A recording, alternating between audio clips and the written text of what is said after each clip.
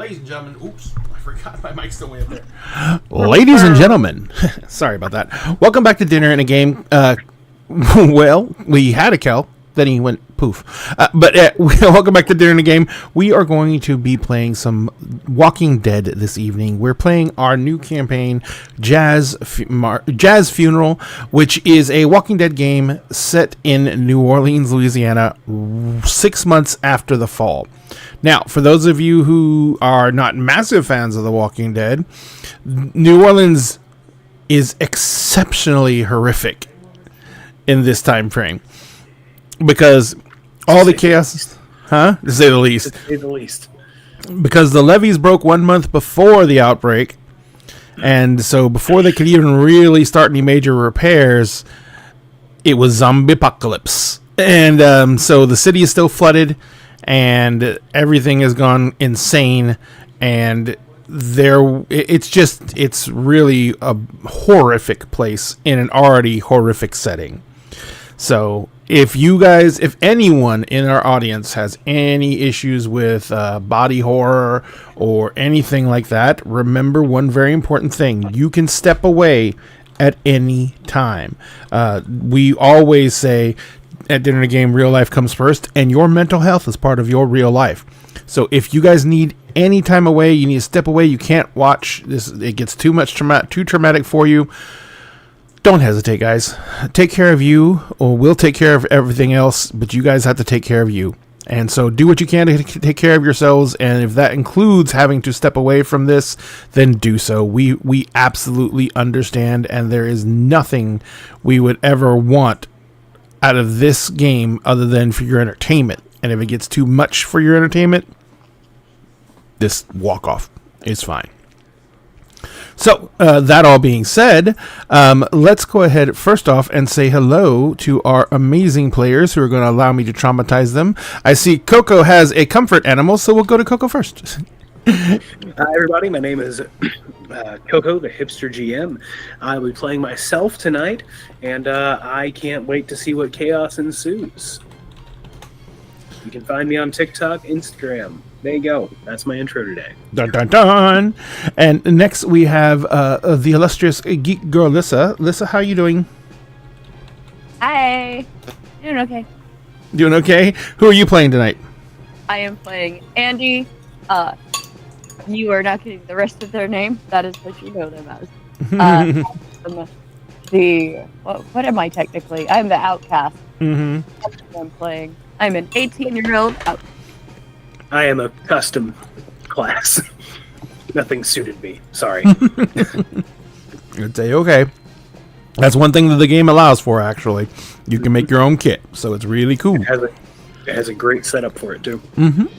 And finally, we have a Celtic Weapon Kim. How are you doing tonight? Tired, but that is normal. Yep. Yep, it is the pain of being the adulting, but hopefully we'll be able to alleviate that with some slaughter and tentacles, apparently. I'll say, I don't know about that part, because, again, as I did my test rolls to see if the dice want to behave for me, I'm probably going to die. Yeah, but tonight I'm going to be playing, though, Alex McQuillan, who is the soldier playbook out of the system, as he was in the National Guard right when all of the shit went to hit the fan. Absolutely. And hit the fan it did. Now, some other things we want to go over before we jump into the actual mechanics in the game itself. Number one, we already talked about the adult warnings for this, and if you need to step away, please do. Number two, that being said, we are trying to do something hopefully wonderful about this during this game, and that is we are trying to raise funds for PCRF, the Palestinian Children's Relief Fund. Now, what we're doing for that is we are trying to raise funds for PCRF and get $1,000 raised for them. Right now we sit at $600 raised thanks to our stream last night with Ren running Cyborg. It has been a goal of ours to make this happen, and we're going to keep raising funds until we hit that goal. So right now, we only need to raise $400 more. And if you want to help us with that,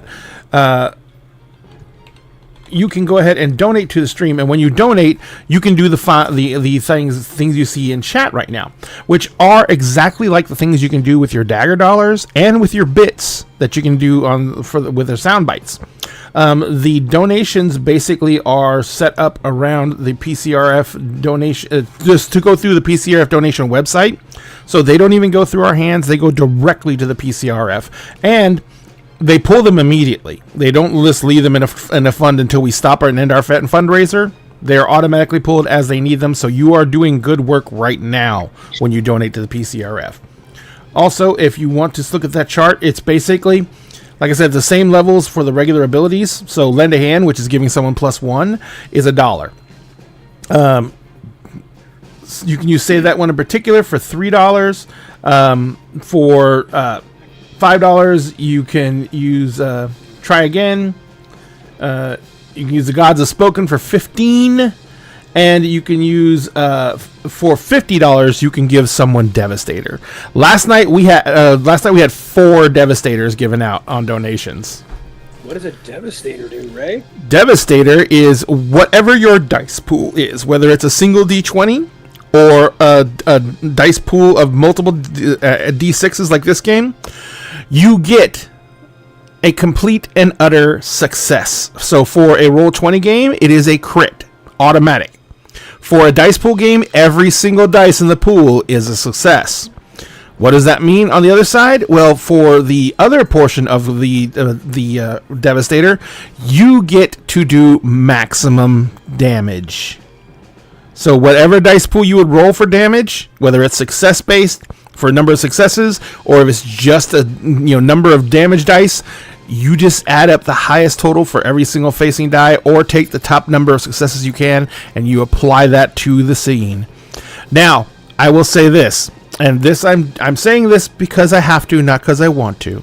All those rewards you can buy for our players to help them survive these incredibly horrific things that I'm about to put them through. But you can also buy all those rewards for me. Don't you fucking dare. Which means that I would be able to apply them to the NPCs in this game. And this game is already fucking deadly, so I would highly recommend not doing that.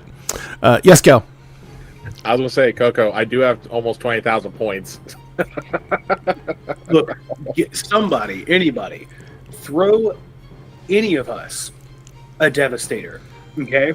If we enter combat tonight, throw us a Devastator, because I don't want to see Kel die in episode 3. If he does die in episode 3, we will entitle this episode "So Long, Alex." Okay, so do I ever run out of places? Yes, I do. Okay, I got it. Sorry, I was just double checking my cameras.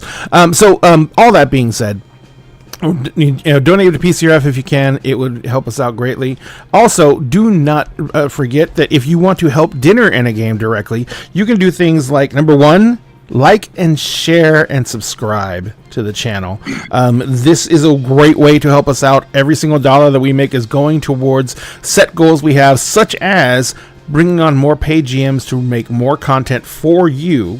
We're also doing everything we can to get more funds raised for our trip to Gen Con, because almost all of us are going to Gen Con this year. There's a few of you who aren't, but there's a lot of us that are. And we're not doing Dag House this year because a lot of people are wanted to set up their own arrangements for stays, and so we're actually just staying downtown this year. So we're gonna have ease of access. So we're really happy about that. But we're still doing 3 separate panels at Gen Con, and we've been tentatively approved. We haven't gotten final approval. So we're doing 3 separate panels at Gen Con, and we're going to be doing a lot of events at Gen Con, so please do your best to help us out. Every single dime we raise that goes is going to go first to the stream and then to our Gen Con trips. So if you guys can help out with that, please do. If you want to help out and you want to get some great items, you can get to go through our merch shop, which we have these amazing shirts that are done by Red Queen Hales. And they're very, very heavily geek and gaming themed shirts. And hopefully you will like all the contents there. But go to the merch shop and check it out. And we will go ahead and every dollar from the proceeds for the merch shop goes to Dinner in the Game as well. And finally, if you want to, and you have the love of coffee and tea, you can go to Many Worlds Taverns using the link we just put up in the chats. If you use that link to go to Many Worlds Taverns and you place an order with them, we will get 10% of your total order. And if you use the discount code dinner and a game at checkout, you will receive a 10% discount on your order. Also, do not forget, right now they are doing free shipping for orders over $50. So, and they have not just coffees, not just teas, but they also have gaming stuff like mats with their custom artwork on it, dice sets, everything like that. So they're kind of a geek gaming supplier as well, but it's all themed around Many Worlds Taverns, of course. So, all that being said, if you guys are ready, I think we can get into The Walking Dead Jazz Funeral. So, when we left off, you guys were back in the settlement that you were staying in, which is basically a very well-established neighborhood in the Metairie area. It is a walled area in Metairie that has large luxury homes in it. And it is basically been kept pretty much sound. The outer walls haven't been breached, but there are walkers in the area because there was just a lot of death in the first few months around this, and there's no way that they could not have that happen. So they've been doing everything they can to try and mitigate all this death and destruction that's been happening. The area of New Orleans, as we were talking about, is heavily damaged by flooding. And a lot of the infrastructure is down, and there is a lot of extra things to be scared of, such as standing water. You don't know how deep it is, and you don't know what's maybe either floating or sunk to the bottom of it. Walkers sink, and they could become bloaters, and they basically still are alive. And they become very sensitive to motion in the water and tend to attack things that move through the water. So that's another thing. And if you guys want an exact area of where this is, if you know where the Lakeside Shopping Center is in New Orleans, in Metairie, it is right off of Canal Street, and it is pretty much maybe 1,000 feet from Lake Pontchartrain. And it is right in the middle of a whole bunch of neighborhoods, too, residential neighborhoods. So it is kind of like a family mall, or was a family mall. And that block that it sits on is actually the housing district, the housing settlement. There's only like 30 or 40 houses in this entire area. And most of them, it's actually one main street that goes through the entire neighborhood that goes in a horseshoe, comes back to the end of the road, and ends in a cul-de-sac. So there's only one way in and one way out, and that's the main gates. 2/5 of a mile. 2/5 of a mile. And you guys have yeah, and everyone is actually staying in the houses that are at the end of the cul-de-sac. There's only one original resident left in here, and she kind of runs the place. Everyone just kind of defaults to her because she still has her house.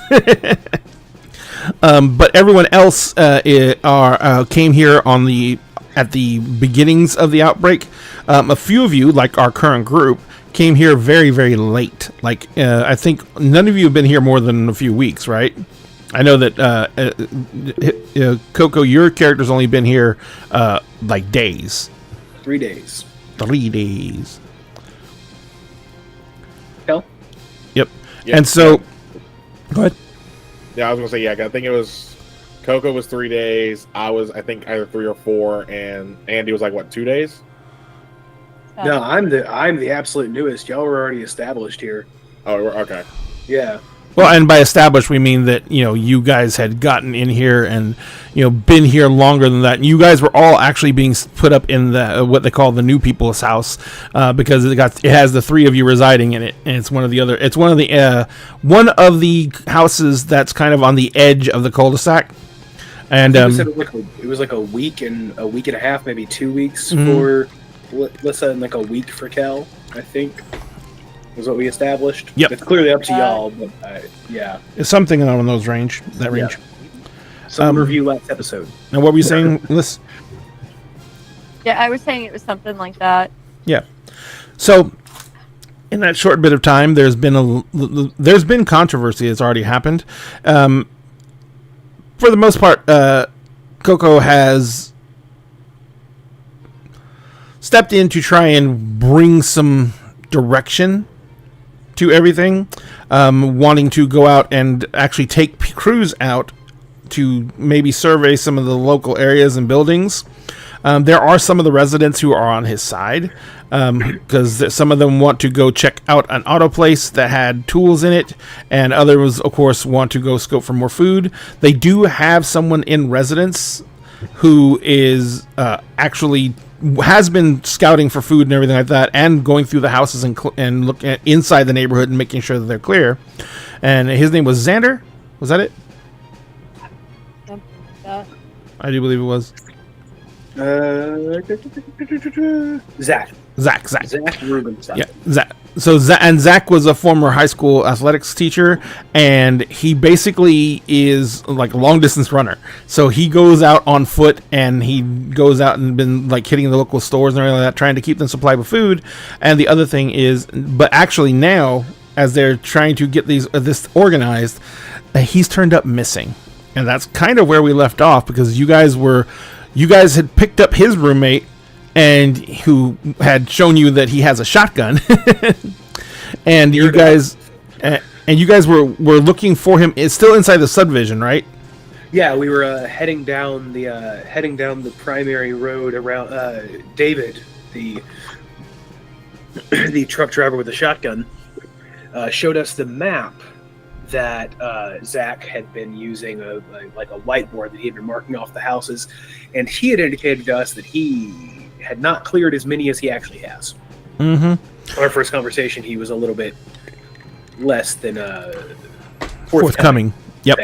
And so David had showed us the last house he had worked on, and believed he's following a route, so clearly he should be over here. Mm-hmm. And we were heading through the street exactly that direction after all this had kind of armed up a little bit. Mm-hmm. And I walked out like a warrior ready for battle in both armor with a spear and a gun and everything else. Yep.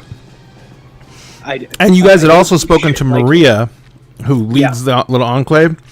Mm-hmm. Had a little bit of a confrontation with her. It went okay. Okay. Yeah. There was always some tension there. She's kind of signed off on this whole "we need to find Zach" situation. Uh-huh. And so you guys are, like you said, you're walking down the street. I had just rolled a scout check to see if I could hear or see any indication as to where Zach might be. I think that's literally where we left off. That was exactly what I had rolled, and I got 2 successes and almost a third. And that you had done that right when you got to the house, right? That he was supposed to be in? No, we hadn't. Okay. No, we had. We were going down the road, and I was rolling as we were traveling to see if I could hear anything. Because if he's not at the house, He might be nearby. He might be in a conflict. What do you got, Liz? Oh, I was going to ask what the check was on. Because the only thing I have notated is 2 successes on Coco's last check, and then at the very end it says "do boop." So it was a scout check. Give me any clue. It was a scout check. Yeah, it was just a scout check. Thank you. Kel, did you need something else? No, I was going to add on to like what Coco and you just said, that it was a scout check. It was to see if there's any sign of anything moving compared to Coco's last check. It's like it's possible maybe a walker got stirred since Coco ran by last time, or to see if Zach was there. Well, remember, you guys haven't been you haven't been going around the entire cul-de-sac. You've been cutting through those broken fences. Oh, I know, but I was talking about with Coco's stunt they pulled the past few sessions, lead the horde away. Remember, they came in from that other end of the cul-de-sac, or the other end of the hood? I came in from the north side. Yeah, but he just climbed the wall. I climbed the wall, and then I kind of came down. Yeah, but they came down the road that we're coming up now. Oh, gotcha. Yeah. No, I understood. They scouted them on the way in. Didn't see anything, but they were trying to see if there was anything different this time going back up. Yeah. Gotcha. Yeah, and you can say, and you can definitely tell Coco that as you came down this way last time, you were not being massively attentive, but you were being attentive because you didn't know whether these houses were cleared out now, because you thought they hadn't been. As you're going back down, you're being more attentive to it now, and you realize that some of these houses are sitting there with the doors wide open. If there was anything in there, they would have stumbled out already. Some of these houses, like all the houses, have nothing going on. There's the garage. Some of the garage doors are sitting open and stuff like that. These houses are, number one, easy to access, which indicates that either the people in them left in a hurry, which would be obvious, or someone else has gone back in and opened them up. And so you're getting the basic impression that there is no movement here. Okay. Well, that's good. Do I hear anything like? Because I don't remember how long this whole situation is. It's got to be. That's about 2/5 of a mile. It's about a third of a mile long. So that's about about a third of a mile. Yeah, about So an 8-9 minute walk. Yeah. So I'm just trying. Yeah, other than your feet on the asphalt and the usual dog barking in the distance, birds chirping, stuff like that, there is no noise. It's that new stillness that's the norm now in everywhere, because there's no more automobile cars, there's no more industry, nothing. So now everything's just this weird silence. Since I let a bunch of walkers away, I don't even hear those around the walls anymore. Nope. Yeah, you kind of dragged off. Aside from the stragglers who were pinned to things and they're just stuck there, or the ones who end up straggling down side streets at the end, because there's always happens. But yeah, there's the big herd that was making a shit ton of noise. That's all gone too. And most of them that were on the roads nearby that joined us. And it's been 6 months, so almost all the cars nearby, their batteries are dead. So there's no car alarms going off, no nothing. Okay, so gonna continue on to the house that he should be at. That's where we're headed. All right. Yep. No problem. So you guys make your way around, and you get to the house that he's supposed to be at. Once again, these are large lots. So like the house is a ways back from the street. Probably take a standard like a lot in a subdivision and triple it, and that's how big these lots are. Like a third of it. The house is on the backside of a third of an acre. No, about no, not that much. About a quarter of an acre to an eighth. About a quarter acre. Okay. Yeah. So these houses are kind of in huge lots. The houses themselves are all huge. I mean, the smaller houses are 3,000 square feet. They all have swimming pools. They're very much heavily decked out. Tons of different architecture styles, by the way. It's almost like every single person had a custom house built in this neighborhood.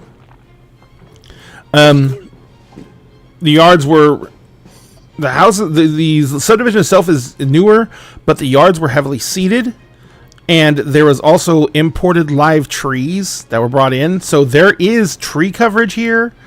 These are not just empty yards from new housing.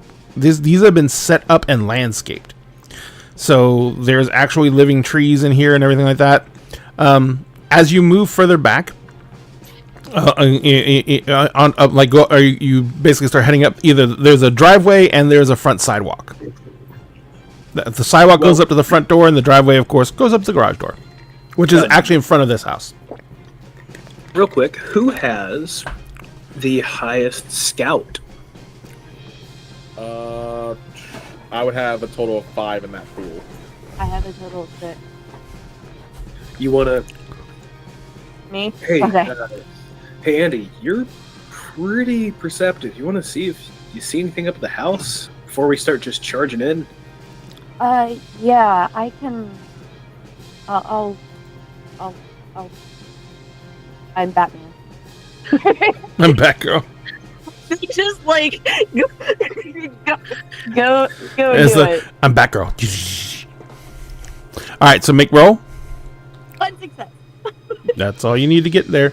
So you, I'm Batman. I'm assuming that you're like kind of moving up, maybe darting from tree to tree in the front yard, and then you make it up all the way to the front door.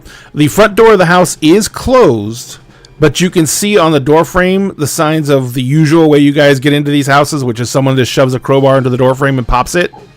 And you can see the door frame's damaged that way. The door has been forced open. It was reclosed, but that it doesn't mean it can be locked anymore. The deadbolt was ripped through the wood, so there's no way to relock it. Usually, if you have to nail it shut if you want it to stay shut. So, but the door has been forced open, but the door is still closed, and the garage door you could see from the street is closed. So whoever went into this house made sure to close everything up behind him, which is a common practice when you're clearing a house of walkers, because walkers don't pull doors open. They'll just bang into the closed door. Mm-hmm. So he may be here. You got hear one anything success? inside, Andy? Oh, we have the walkies, by Yeah. the way. Yep. Yeah, so I kind of... I hit You can with see the- Andy at the front door. Well, I'm trying to stay back, so like I'm trying not to be right up on them, so if they need to move, they can move and not have to worry about the rest of us. Yeah. Well, like I said, it's about 40 feet from the sidewalk to the front door. Oh, well, fuck that. I'm gonna walk up with him. You hear anything, kid? Did I hear anything? I just saw the usual signs that was telltale signs that we were going in. You actually hear the sound of something like grinding in rhythm. Like it's crunch, crunch, I'm crunch, hearing crunch. rhythmic crunches, and that kind of weirds me out because it makes me think something's eating like bone or something, and that's I don't like. Okay. Are you good at being up close and personal at all, or do you want to hang back? That bow is going to be a little hard to use indoors.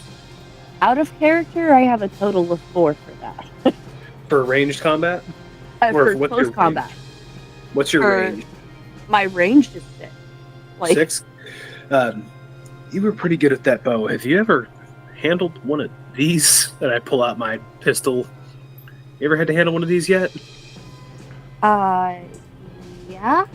I know Okay. how to deal with that. I'd prefer not to because those are loud. This one's not, and you look at it, and there is actually a silencer. It looks possibly like someone manufactured it, but there is a suppressor on the end of the gun. This one, you don't have to worry about that too much. It sounds like a nail gun for the most part. Contrary to popular belief, silencers are naturally silent. Nope, they just make them a little bit quieter, hence why it sounds like a nail gun and not like it's whispering. I've fired this exact caliber with a silencer without hearing protection. It's not that bad. It's really not. 22's better. Sounds like a stapler. But no, it sounds like a pneumatic nail gun. It's just kind of instead of crack, it's a little pop. Fair enough. But if you are able, go ahead, and I kind of grab it by the barrel and I hand it off to you. Andy kind of just like looks down the side. Wait. Actually, there we go. Looks down the side.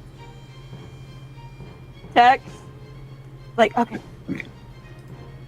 You see, there's not one racked yet. There's not one, so you will have to rack it to put one in. Yeah, they'll rack it. Yep. You have 15 rounds in that. Use them sparingly, but there you go. Hey, soldier boy, you good? Yeah, no, as soon as Alex sees that you handed Andy a pistol, you're going to see he already had his out, and he does the the movie didn't even come out at this point. But you remember the way that John Wick checked his bag with one hand?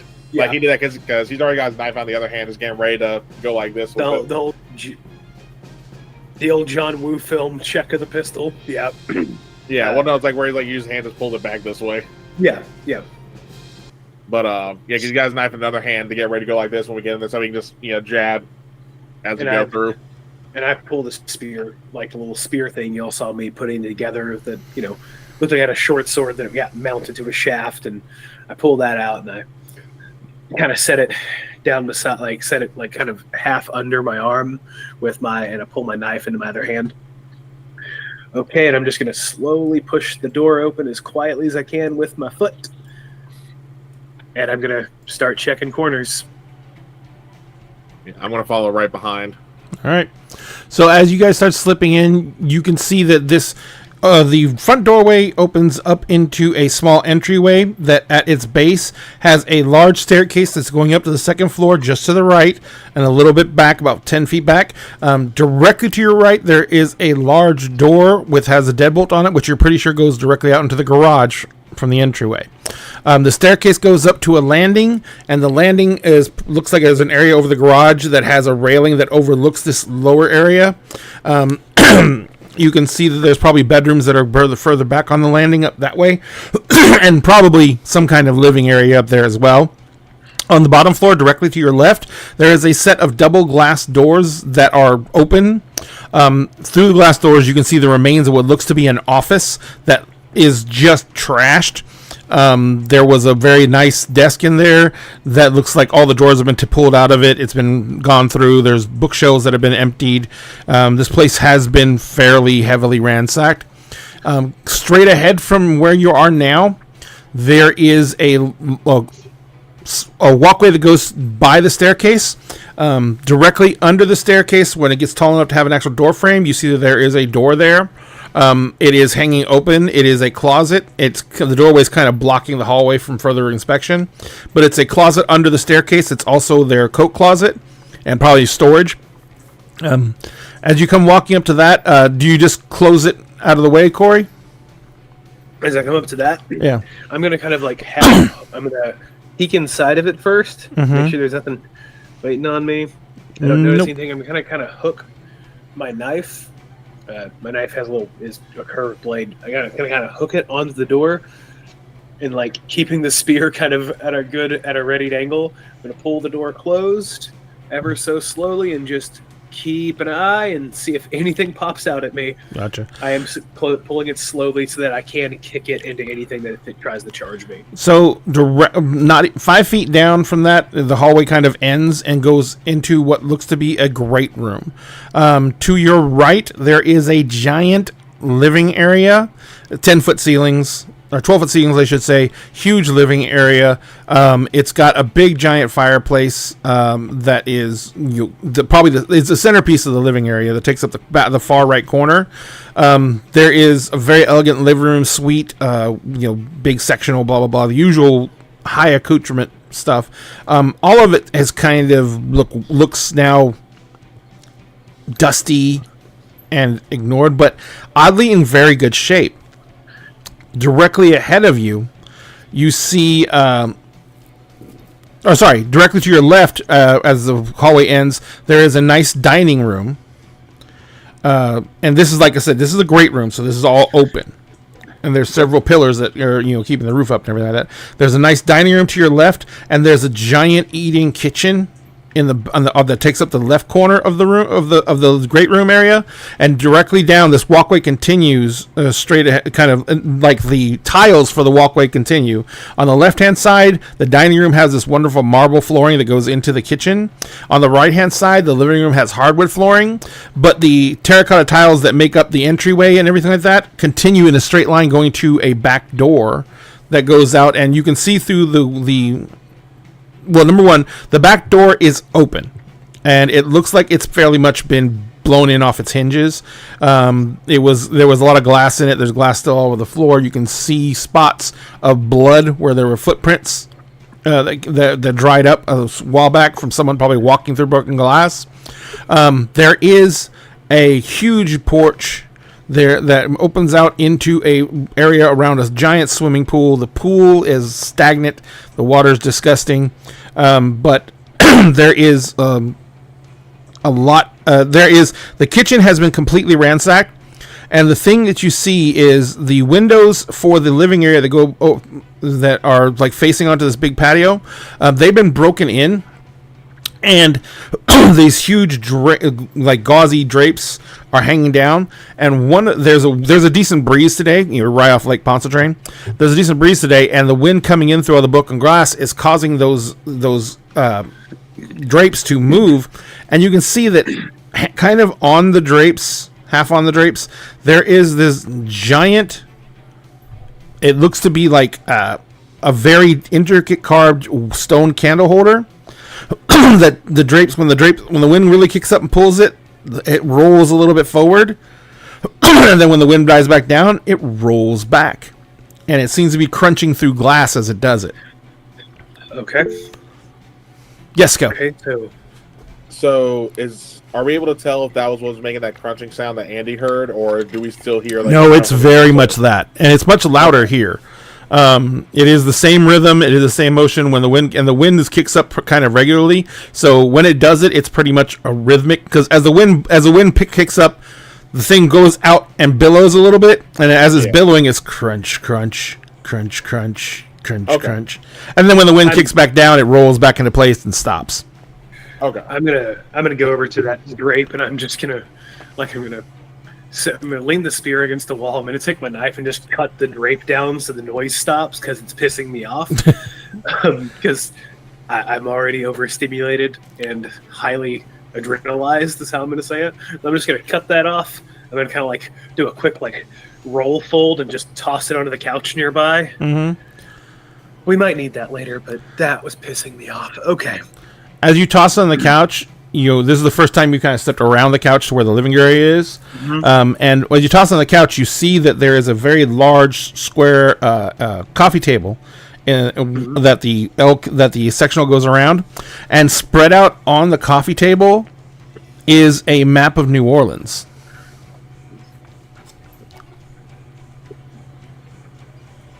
I'm going to walk over to it, and I'm going to look to see if it looks much like mine. Like in-game mine, not out-of-game mine.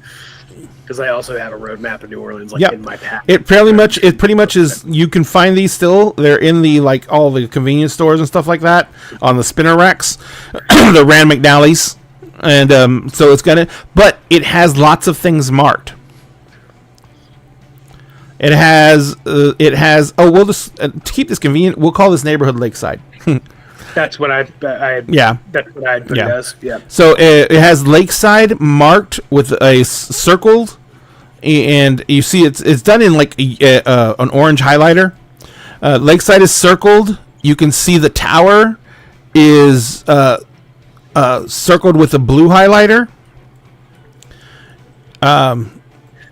You look like that. Yes.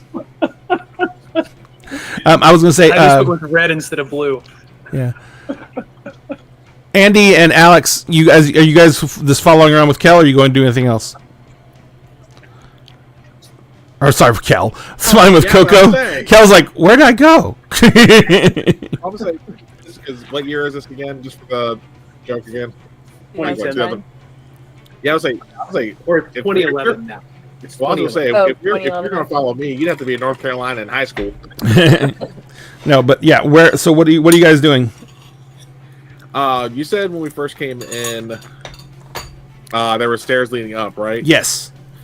I'm not going to go up the stairs yet, but am I able to hear anything coming from upstairs? You can make me a check. Scout? Yep.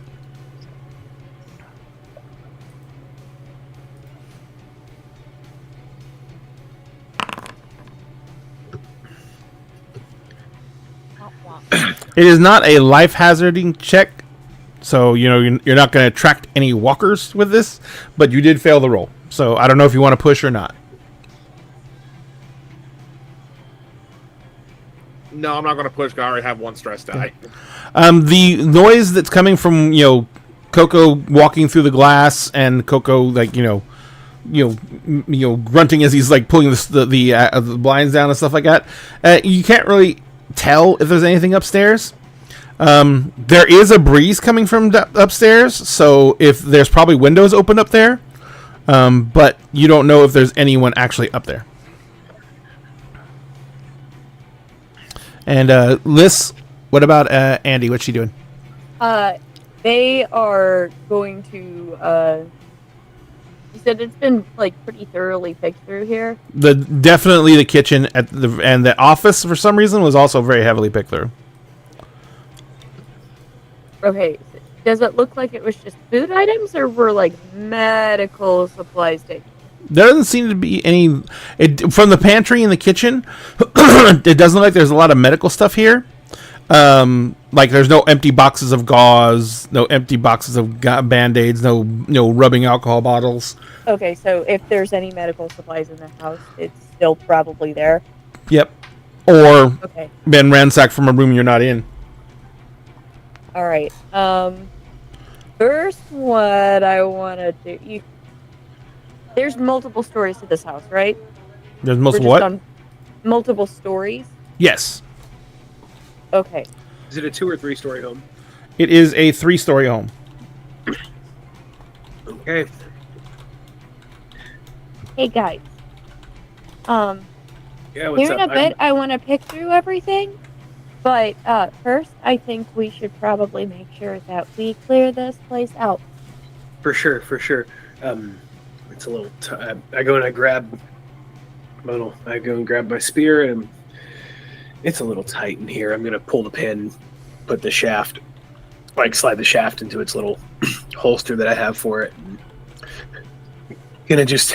I now basically have like a gladius and a hunting knife. Let's go check this place out.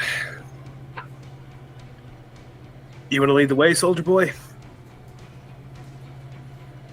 Yeah. My unit usually made me run point anyway, and I'll just start.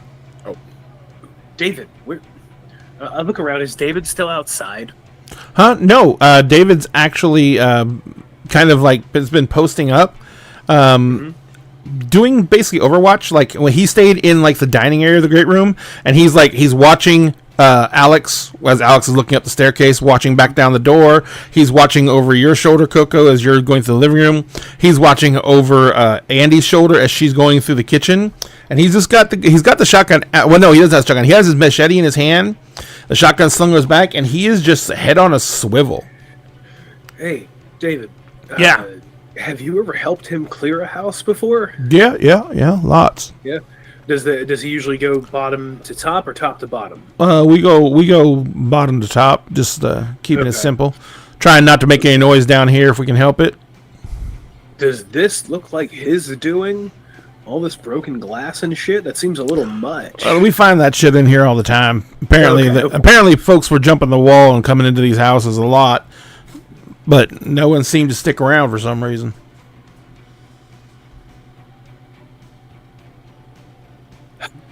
I don't like the sound of that. Okay. Well, I mean, we're here, so it's not like it's not something that changed. Well, yeah, but if people aren't willing to stick around, I get an uneasy feeling with that information. Sorry, David. No, it's all I'm a right. little I mean, paranoid. I will be wholly transparent. I'm a little paranoid in general, and I was before any of this started. So it's only gotten worse. it's okay. You don't have to explain yourself. This is not a typical situation in anyone's estimation, so you don't have to worry about being nervous or anything like that. The biggest issue we had with clearing houses was that, honestly, we were expecting to find more than we did. A lot of the houses seem to have already been picked clean. Some of the ones even that weren't like, had the door kicked in or nothing, they were picked clean. Not all of them are as ransacked as this one. Who knows exactly what happened with this one, but a lot of them were picked really clean, which is why Zach had to start going outside the walls to start finding this shit. I mean, it's only been a few months, and you think with all the loaded folk that lived here, there'd be a lot more grub to be on hand, like the canned goods and shit, but it's just gone. Well, given that these people, these loaded bastards lived here, and there are some, apartments nearby, other people knew they lived here. I would say anyone surviving around here probably knew to come hit this place. And even if they saw y'all in here, they know there's not enough y'all to keep an eye out on everything. So Wow. I would guess someone local knew how loaded these people were and came and picked clean slowly over time. That's my only thought. But for right now, we need to find Zach. So you want to stay Yeah, down? You want to stay down here in case anything comes through the door? Oh yeah, no. We'll check upstairs. I worked point man for him, not point man, but I worked lookout for him most times. He's like he knows. Yeah. He is not a stupid man, and he knows exactly where to look, and he almost always sussed out where they hid their good shit. So, Okay. Well, he would have to be to have lived this long, right? yep. Okay, Alex, you take point. Andy, Uh, you in the middle, and I'll take the back. This house also doesn't have a basement, right? Just because the No basements yeah, you here. can't have basements That's there. what I No. thought. I was just double checking. Oh no, that was my next question. Because look. Rich people, just because you shouldn't doesn't mean they won't. Just because they. Oh yeah, think yeah. no, wait, But this is not a shouldn't. This is a your house will eventually fall in on itself. You physically can't without Yeah. like you have to do some major. Because remember, Yeah. all these houses are below the water line. that's why I was asking. I was like, I'm pretty sure they probably don't, just because I know how New Orleans is. Yep. Just because I also know how rich people are. No, I got you. I understand what you're saying. Question. Fair question. Yeah, I understand what you're saying, and you are completely correct in that regard. But like I was saying, the big thing about it is that these people, that the builders, you know, when the builders tell the people you're going to have to sign a contract that says you won't sue me when your house falls in on itself 6 years from now, Yeah. Fair. when your house collapses into your basement while you're playing Parcheesi. Yeah, All right. I'm gonna go ahead and start working my way up the stairs, and the staircase is just straight up onto a landing. Straight up to a landing. Okay. Is it Nice, still like nice wrought iron railing on the staircase going up. Handrail on the right side looks like it's made out of mahogany. The stairs themselves have a runner going up the center. That's like some kind of low pile carpet that has like lots of designs in it. It's very, very pretty. As you're going up the stairs, it opens up into a very large living area. Yeah. That looks like it goes out over the garage. The living area is, when you get to the top of the landing, the living area is directly to your right. Directly ahead of you is a hallway-ish area, because it basically just goes back behind the living room a little bit, and it goes to the left and right, and to the left and right you can see that there are two doors in that little hallway area, probably leading to two bedrooms. And then at the top of the stairs directly to your left, there is a door right there. And then the wall to your left is there's about 20 feet of blank wall that goes to where that little hallway is. Yeah. No, not 20 feet. 10 feet, 15 feet of blank wall that goes where the hallway is, that's directly to your left. Okay. Real quick though, is this like where you talk about the railing? Is it like, do you know how like some houses will have it where like you can't even see what's around the corner on the second floor, or is it like No. open? Once, like, well, street view? there's a wall on the right hand side, so until you get beyond that half wall, Yeah. you know what I mean, then you can see into the living area. Yeah, And the that's living what I was area looking at, looks like the living area has like a big screen TV on a nice entertainment center. It has like a bunch of gaming systems around it. You know, the period game systems that are around it. It looks like this area was set up for kids. There's a big, a much more cozy, comfy couch up here that looks a lot more worn. And then like there's like on the wall, that little half wall where the staircase is, there are two desks up against that half wall, and they each have like what looks like were computer setups on those desks. Okay. That's what I want to make sure, because I didn't know if it was like where I wouldn't be able to like really peer until I got all the way up, or if it was like, I'd be like halfway up the stairs in my head, could just barely see like floor level.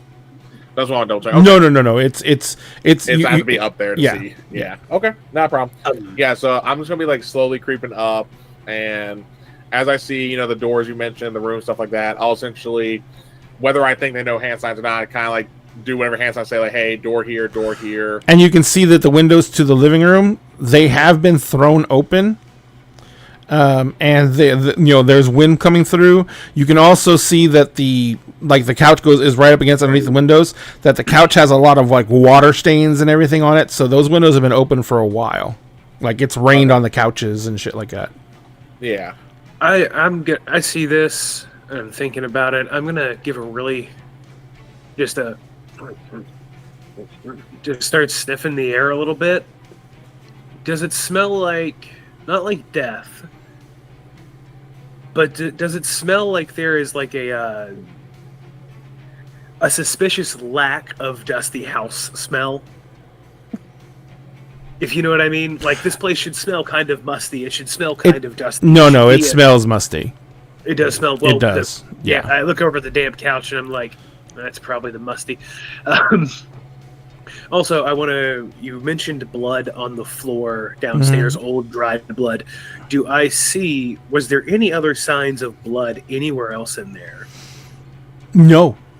Nothing. Just Nope. there. And did that lead anywhere? Did it lead out? It the faded back out door? really fast. It faded out really fast, like coming into the house? Mm-hmm. Okay. Someone will stop at the door. Okay. You said the doors are closed to the bedrooms? Mm-hmm. And the one that's at the top of the stairs that goes directly to the left, that one's also closed. And we've been quiet in here. You know, we're speaking like this now, but we're definitely like Yes. stage whisper. Oh yeah, no. And you've been like, you took your time coming up the stairs to watching for creaky boards and stuff like that. Yeah. Oh yeah. Okay, y'all want to take the doors together or each take one? I think it's smarter if we just up there at one thing at a time. Okay. Yeah. And I look at the layout. Does that door directly to the left, next to the it connects to that blank space of wall? Correct. Mm-hmm. There's one door right there. Yep. I would surmise that's where the stairs go up to the third floor. You probably would. Probably would. Like, I can look at the layout and be like, well, the stairs are here. That would make the most sense. We're gonna save that one for last. So we're gonna hit these two We're gonna hit these two rooms here. Left or right? I say go left. Go left. Okay. Kelly, you want to stack up? Alex, you want to stack up for a breach? I'll push open. You be ready? Yep, and I'll get on the. 'Cause I know some places have the doors different. So for this door, would it open like if I'm facing the door? The door Would it open this way, or would it open? It would this way? open to the. It would open this way. in. Yeah. It would open into the room. Yes. Correct. Okay. Yeah, but what I'm saying, when I say open into the room, it would open to where, like, if I'm on the right side of the door, like when I'm facing it, would I be able to see in this way? Like, No, the door will be blocking you. So other side, okay. Yeah. So I'm going to get on whatever side I'll be able to see as soon as you push that door open. That's all I want to make sure. So I'll be on the left side of the door, like as we're looking at it. I'm gonna get on the side of the door with the handle. I'm gonna sheathe the knife, keep the sword out, put it in my left. I'm gonna turn the handle and thrust it open. It's gonna be a real quick Gotcha. move. So you thrust the door open. The door swings into the room directly coming in the door and looking. You're basically looking directly at a wall as the door swings open. The door opens maybe about as the door swings all the way open, and you get the full scope of the room. You can see that there is a door that's open about 5 feet into the room on the right hand side. That door appears to go into a bathroom. There is the door you just opened up swings all the way open wide, and there is at the as widest point going in, like right where the door it hits the wall on the right on the other side of that edge. There's a stairs going up. There is a shit ton of light coming from that staircase coming down, and the ceiling on this particular room is only 10 feet tall. Actually, all the upstairs are only 10 feet tall. I do want to clarify, when I say thrust it open, Yeah. I do mean just open it. Like, I'm not slowly doing it, but I'm also not slamming the bastard, clearly. I want to be very clear on that. Yeah. I'm not just throwing it. It's just a little, I'm pushing it. I want to be very clear on that. Okay, so the door. So the door swings open. The entire upstairs is carpeted, by the way, real plushy, spongy, nice, deep pile carpeting. So your footsteps are also muffled. As you throw the door open, inside this room, there is in the center of the room, and this is a large room. This is like about 18 feet wide by about 20 feet. It like covers the entire area of the dining room downstairs. It's over the dining room. It goes over the office, and it goes out to the outside wall of the building. And this room is about 15 feet wide by about 20 feet long. And inside the center of the room to the right of the staircase is a pool table. There's a dartboard on one wall. You can see that directly to the, because like I said, there's a door 5 feet in. Directly on the other side of that door, there looks to be a bar set up. That it's not a wet bar, it's just a dry bar, but it's a bar set up there with like it's a small bar, so it's got 2 bar stools on the other side of it. You can see that there is a couple of old stand-up arcade systems that are up against one wall. And on the other side of the bar, there's another door, which is probably a closet or something, and it's hanging open. You can see that there's also a shelf that has a shit ton of board games in it and stuff like that. There's 2 big windows that go out into the front yard or the front of the room, and then the staircase goes up, and and there's a bathroom to your right. And I see light in the upstairs. Oh yeah, lots of light. Lots of light, like daylight or like a light bulb light. It's daylight. Remember, you came out. You're moving around in the day. I'm just making sure that it's daylight and not like there's someone up there with a with a generator solar panel and with like a solar panel and a bunch of lights set up or something for some reason. Want to make sure it's not a grow operation in the top of this house. Yep. I mean, it could be. Look, if there's a grow operation at the top of this house, it just means we're in the apocalypse with a tradable good. With a tradable good. With a tradable good, we can also use it because hemp products for being able to make sustainable things. And we're just having a grand old time with it too. So next steps? I'm gonna so this is obviously a giant game room up here. Yeah. I'm gonna 2 fingers up and flick forward and then motion right. Try to keep completely silent, clearly motioning for you to check the bathroom. Yeah. No, as soon as I saw the hands, you're gonna see me go in. I'm gonna get on the side of the door frame where I can peer in because I don't know how wide open that. Well, does the bathroom door open into the game room or open into the bathroom? Almost all doors in a house open into the room you're going into. Okay. So this one opens in. The bathroom door opens with your right hand opens in. Right. It's already open though. There's tile on the floor. The bathroom door ends at it kind of bounces, not bounces because you didn't throw it over that hard, but it would hit a wall right there. There's a door stop, of course, at the bottom. There is a towel rack on the right hand wall. About 10 feet into the bathroom is where the sinks are at the back wall. If you keep on coming in, and the wall on the left tapers off at about 5 feet as well. And then you look to the left, there is a large standing shower with a sliding glass door. There is the toilet down to the left. At the end of the shower on the left-hand side, there is what looks to be a large linen closet with a laundry hamper in the bottom of it. And if you go, and the linen closet doors are open. The towels kind of have been scattered on the floor. The cabinet doors to the bathroom are open as well. And there is a medicine cabinet over the sink that's also sitting open. Everything looks pretty much pulled out of it. There's just, there's empty pill bottles, blah, blah, blah, stuff like that in there. And that seems to be all it. It looks like a lot of the towels were taken because there's not that many on the floor and it's a big linen closet. So someone's obviously been through this room. Yeah, y'all have been here longer than me. Do y'all have these kind of this much? Do they have this much supplies back at the houses? I feel like, from what I've seen, it's not meager by any means. They have plenty, but this seems excessive for 20 people to if all the houses look like this, they should have way more shit. I haven't seen anything like this in the week or so I've been here. Not this many supplies staged in one area. Okay. Hey, I keep into our place, so out of respect for everybody, but this is fucking Maybe weird. This person thought the end of the world was gonna happen. I don't know. Didn't they say the world was supposed to end in 2012? Yeah, we're just 2 years early. Yeah, well. Okay. Maybe someone prepped for it. Was there a door? There was another door on the other side of the bar that's on the right-hand wall. But is there a door at the other end of this bathroom? I'm sorry, I was distracted by No. my wife. No. Scaring the shit out of me. So She's good at that. I scared the other shit out of me. No, there's no other. There's like I said. The only thing else in here is the linen closet. So Okay, so it just ends. I was just Yeah. trying to see if it was a connected bathroom to the other room. nope. Everyone says hi. Hi. Hello? Aww. Aww. Just for that, I kill Coco last. He said, just for that, he kills me last. Just keep her alive. Just have her alive. That's all I need. Dixie cut. Okay.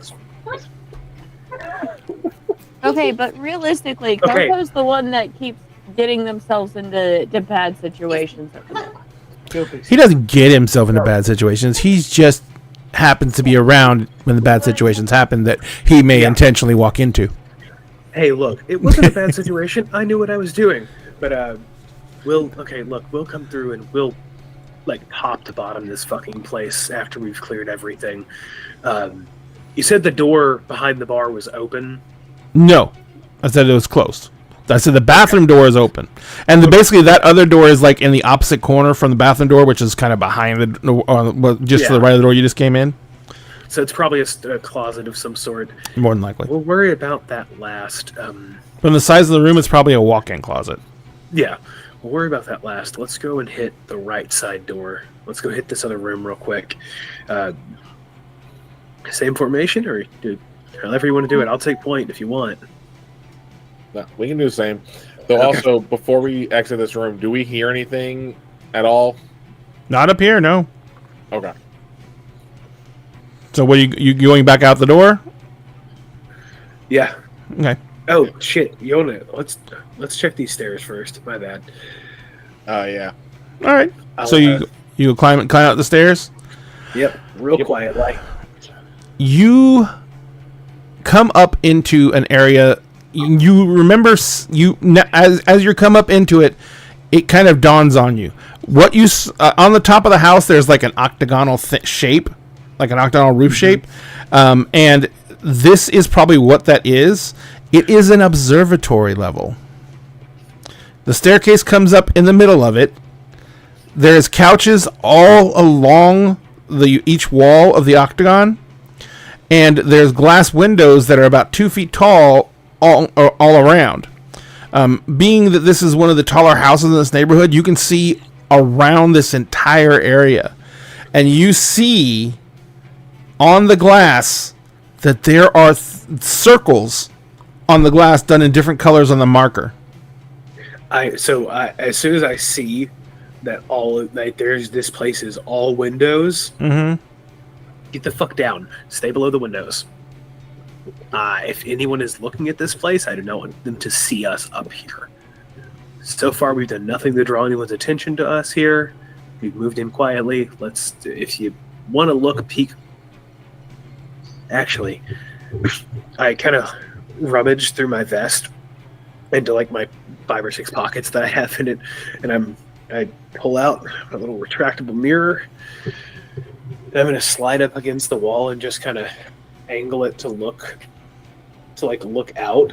Mm-hmm. Are there any buildings nearby that could be looking up here? Let me check for you. I honestly don't think so. Okay, I didn't think so either. The next one's the apartment building is the only thing tall enough to see this place, or it should be. I think the apartment building is only 2 stories too, so it can't see into this room. Well, it could see up at an angle, yes. Yeah, But there's Or if nothing. someone's There's nothing this tall within someone like on the roof 1,000 of the feet. apartment. Yeah, Okay, the bridge. should be. The bridge. The bridge. Okay, and so I'm gonna like. I'm gonna angle Actually, it you that can way. see up onto the bridge at this height. Yeah, I'm gonna kind of The angle. bridge is a mirror- shit show, by the way, Yeah, it's just a pile of cars and walkers. and right? and walkers stumbling around. Yeah. Yeah. I'm gonna. Okay, I kind of give it a little peek. I don't see anything that's going to concern me right away because I know there are walkers on the bridge. I've seen that myself. Nothing else should be able to see us. Okay, we're good. I'm gonna close that, throw it back in the pocket. Never mind. I don't know what the fuck I'm worried about. going to stand up, go to the center of the room, Mm-hmm. and start looking at the circles that are drawn. From the center of the room, they don't really make any sense. Like, so standing in the center, it doesn't make any sense. Yeah. Oh, I remember the staircase comes up in the center. So standing against the rail of the staircase none of the circles make any sense. Okay, so I'm going to kind of shift my way around and wait till one of these circles lines up with something in particular. Okay. What are the rest of you doing? Andy? You said this is like an observatory floor? Mm-hmm. Like I said, someone's taken like Sharpie and drawn a bunch of circles on the glass. Okay, does it appear like there's any kind of like chart or like any like agriculturally relevant star thing? Agriculturally relevant what? Star things? Like lunar events and shit like that. Stuff that would be like in the farmer's almanac kind of thing. Not really. There's no real symbols. It's just like circles. And they're not really uniform. They're kind of like, none of them are really super high on the window. They're all like mid-window and below. Do they seem to line up with anything? Like if I'm in the center of the room and I'm turning around, do the circles seem to line up with any like tower or anything Yeah, like that? Coco already looked at that. No, they don't. Not from there. Not from the center of the room. Oh, by the way, and the room is about 15 foot across, on each panel. No, 20 feet across on each panel because of the staircase. There seemed to be a spot that is like more worn out. Let's do this. Like someone that Yeah. would sit down there. Let's go ahead and actually you can see that there's magazines, there's books thrown around and stuff like that. There's some on the floor. You can see that there's old cups and stuff like that sitting on because the window seal is very wide. And there's old cups and everything sitting in the window seal. This was apparently just a relaxation room for the family that had all these great views around it. If you guys want to make me a roll, let me see what we should roll in this. I would think. I hate to keep rolling a scout, but That's one thing. Yeah, it just seems like a scout roll. Yeah. No. Make me a survival check on this one. Survival? Yeah. All Survival right, work. Yeah, I that's can survival fine. too. I think that's my best stat. Mother. I've got 8 dice to roll. Jesus Christ. I'm not alone. I've got a 5. Wow. With my survival. I've got a survival of 4 and a 1, so I've got 5 there, and then I have 3 stress dice. Jesus Christ. You know what? These dice are so big, we are gonna roll these in chunks here. Okay? Well, we've got 0 successes so far from 2 different people rolling. Yeah, how do I manage that when I've got 8 fucking dice? There is one stress dice, but 2. And 2 no successes? ones on the stress dice. Yeah. That's the only thing you count ones for, is if you get a 1 on a stress dice, things go bad. Yeah. All right. So basically, what do you mean by manage it? Listen. You said, how do I manage that having 8 dice? Oh, how do you manage to get no successes on 8 dice? Never mind. yeah. I was dense for a moment there. All right, so neither you, Alex, nor you, Andy, noticed this. Coco, you've been testing theories. You notice you kneel down on the couch, kind of just to get the load off your feet. And as you kneel down, the moment you kneel down, when you kneel down and you're facing outward, one of the circles that's really low on the pane of glass lines up with that. I think it's an O'Reilly's is right nearby, and the circle lines up perfectly with the O'Reilly's. Like with the sign for it? No, the building. The building. Okay. It's a big circle drawn on the glass on the window, right? Yeah. That's And- what I was like- thinking was. Yeah. And when you get low enough, it Yeah. matches up with the parts store. How low am I getting? You would have to be. How tall are you? 5'11" ish. 6 foot in boots. You're actually crouching a little bit, like the person is slightly shorter than you. Have What I is met Andy? anyone? How tall is Andy? 4'10". About the same height as Andy. Wait, 4'10"? I thought you said 5'10". I was like, never mind. No, taller than Andy. Yeah, I kind of crouch and I kind of estimate, like, how far. Am I crouching like a full inch or two? Am I going like, where are we at here? Probably about 2 inches. So 5'9". 5'9", 5'10". And is Zach 5'10"? He's probably about 5'9". About 5'9", 5'10". Okay, what the fuck is he doing here? Or what the fuck was someone else who's roughly the average height of a man in the U.S.? The fuck, Thank you for the raid, Graham. Hey, thank you. Okay. And I kind of get down to that height, and I just kind of keep going around to each one, and it's all businesses that are marked, right? Except one of the ones lines up with a tower, and another one lines up with something that is somewhere over in all, like, there is a park. City Park? Like the city park? Yeah. And there is a bunch of administrative buildings on the northeastern corner of the city park, and those are the biggest set of buildings are circled.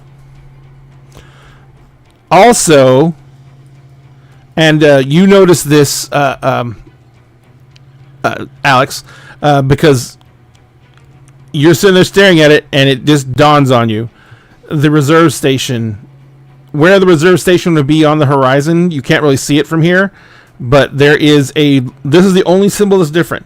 There is an R on the window directly in that direction. It's at the bottom edge. It's like one of the highest points, like on the horizon line. Yeah. I was gonna say real quick, because I'm assuming Coco's sharing all this with us as Yeah, for sure. because that way all of you can go to different windows. Yeah. So I know you said there's like different symbols. So are we able to, based on the symbols we're seeing, are we able to get an idea of what they may relate to potentially, if there's any pattern to them? Well, we've already established that they're based on someone's. They're based on someone kneeling on the couch who's roughly about 5'9", Yeah. looking out the window and then circling things on the glass. Well, no, I know. What I mean by pattern would be like, I'm trying to make sure, because if I heard you correctly earlier, because I could have misheard, you said there was different colors for some of the circles. No, well, I mean, there doesn't seem to be. There doesn't. Yes, I did say they were done in Sharpie. Oh, okay. I must have misheard. Or just, okay, my bad. Never mind. Are any of them X'd off? Nope. No. Okay. But as for when you said I noticed the whole like, oh, there's a reserve stage, like that's definitely gonna click in my head. When like some of them don't make sense. In what way? Some of them are like one of them is on the it's almost directly due south, and there is what looks to be a like big one of those big mega church buildings. Mm-hmm. And it looks to be circled. No, that makes total sense. There's a mega church nearby. I guarantee it's not nearby. It's well, like yeah. Yeah, it's miles away. Yeah. Like the hospital, the nearby hospital is circled. Yeah. Someone was making. I mean, we all see this. Someone was making a graph, like plotting out the directions they needed to go to start hitting places. So this is not a bad idea. This is a great idea, honestly. I don't know who did it, but it has to be Zach. But where the fuck is he? There's a middle school that's circled that's really close. Yeah.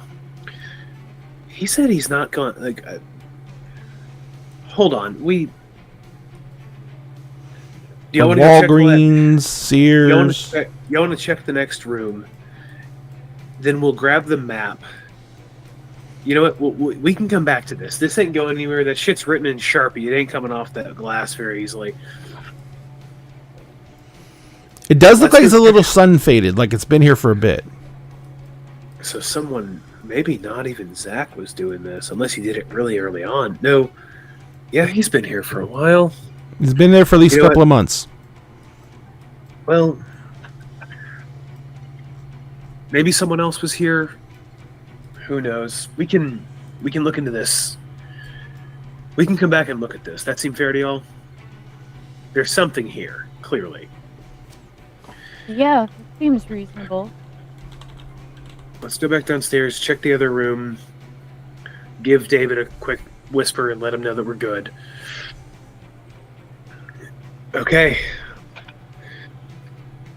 I'll take the stairs down first this time. And I just start slowly making my way downstairs. All right. So you guys head back downstairs. On the second floor, you can see that there's still that little hallway with at least 2 rooms in it. You can see the edge of one door because the hallway goes down to the right. Edge of the one door to the right, and then there's a door almost directly into the hallway that comes into the living room. But the hallway does go a little bit to the left, or it goes to the left as well. Follow this shit clockwise?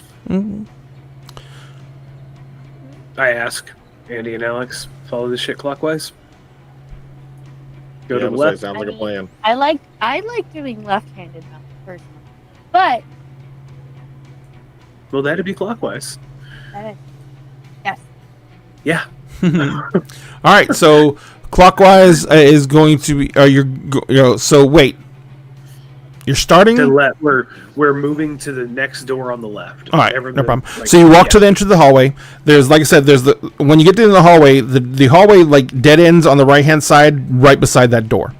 Mm-hmm. Okay, and is directly ahead of you. There's another door. To the left, the hallway goes down 10 feet, and then there's a door at the end of the hallway on the right hand side of the wall. The end of the hallway, there is a window, which is obviously the outside wall of the building. And then to the left, right at the corner of the hallway, there is another door. And like that door has 10 feet of wall that goes towards the window. Let's hit this. I'm gonna head towards the door, like at the end of the hallway on the left. Mm-hmm. That has the 10 feet of wall. I'm gonna head to that one. Okay. And that's the one that's on the right hand side of the hallway, though, with all the bedrooms. Yes. Okay. Got it. Yes. Got it. That is the farthest doorway. So you open that door, and there is a bedroom here. It looks basically untouched. There is a set of bunk beds, completely unmade. Blah blah blah. Kids' clothes are everywhere. Toys are everywhere. There's a closet on the right hand side. There's a closet door on the right hand side. There's 2 bunk beds. There's another TV, video game system. This is obviously a child's room. Yeah. Is there a door for like a bathroom in here? Nope. No. Okay. We'll come grab some shit out of here later for the kids. There's like lots of bedding here too. Yeah. We'll come grab some of this shit later. I'm gonna close the door, pull a Sharpie, and I'm gonna write a K on it. Next room. The next room is going to be your choice. Oh no, the next room is going to be the one that, as you're walking back down the hallway, is on the right hand side, opposite wall from the bedrooms. So you open that door. I'm gonna, same as last time. I'm gonna get on the side with the handle. Alex stack up. Andy, like kind of at an angle in front of the door. Then gonna just turn the knob. No, the knob does not turn. Knob does not turn. Nope. Does it have one of the pinhole keys on it, or does it have an actual key? Pinhole Just key. Pinhole. Okay. I'm gonna reach on top of the thing. Looking After for- checking like on the ledges, you do find one. Yeah, I find one, and I'm just gonna flick and turn and push. All right. So this room is completely dark. From the light coming in from the hallway, it's obviously a bathroom, but the door doesn't swing all the way open. Directly ahead of you, there's 2 sinks. To the right of the sink, there's a toilet, and then to the right of that probably is a like linen closet and some kind of bath, shower, whatever. But the door won't go any farther, and you can see that on the ground. We can take a break, Corey. let's go ahead, since Corey's got an emergency call, and it is 9:30, which is time for a break. Before I finish describing what's in this bathroom, we're going to take a 10-minute break, ladies and gentlemen. Remember, we are raising money still for PCRF. If you can donate, when you donate, you will be able to affect the game in real life. PCRF, donate. And if you do this, you will be able to affect the game just as if you're using Dagger Dollars. The money is going to PCRF is being raised directly through their website. It does not go through anyone else's hands but PCRF. And because the funds are directly donated to PCRF, they're immediately usable by them. And so they can use them for immediate emergency relief. They are trying to help out in the situation in the place that we cannot mention because we will get suppressed with the situation that's happening to innocent people that we can't talk about or will get suppressed. So if you can donate, please, and if you want to, in the mention section for the donations, in the notes section, put what rewards you want to use and who you want them to go towards. Like if you donate $100, you could technically give out 2 Devastators, like we had last night.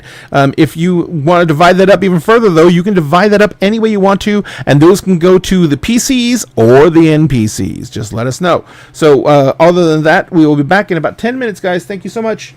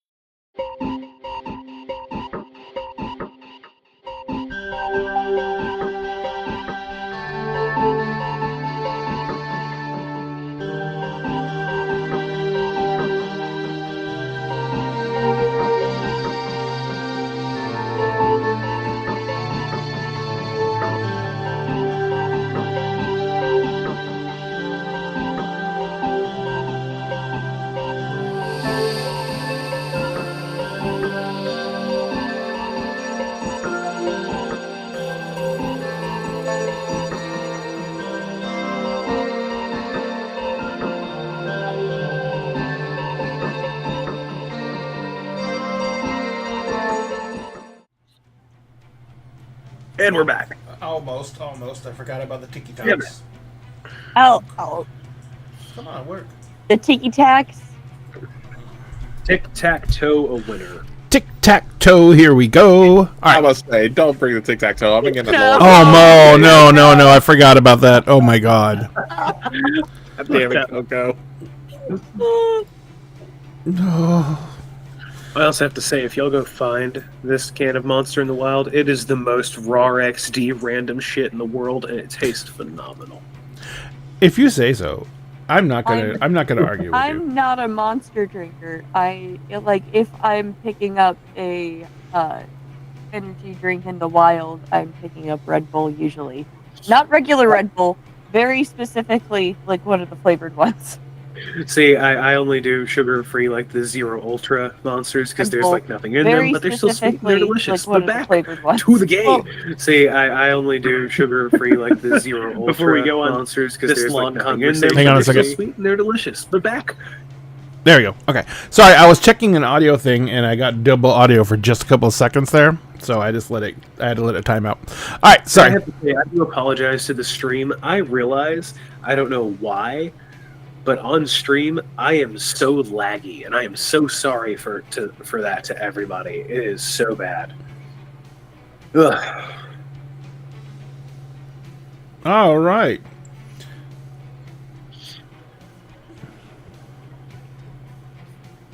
Hang on one second.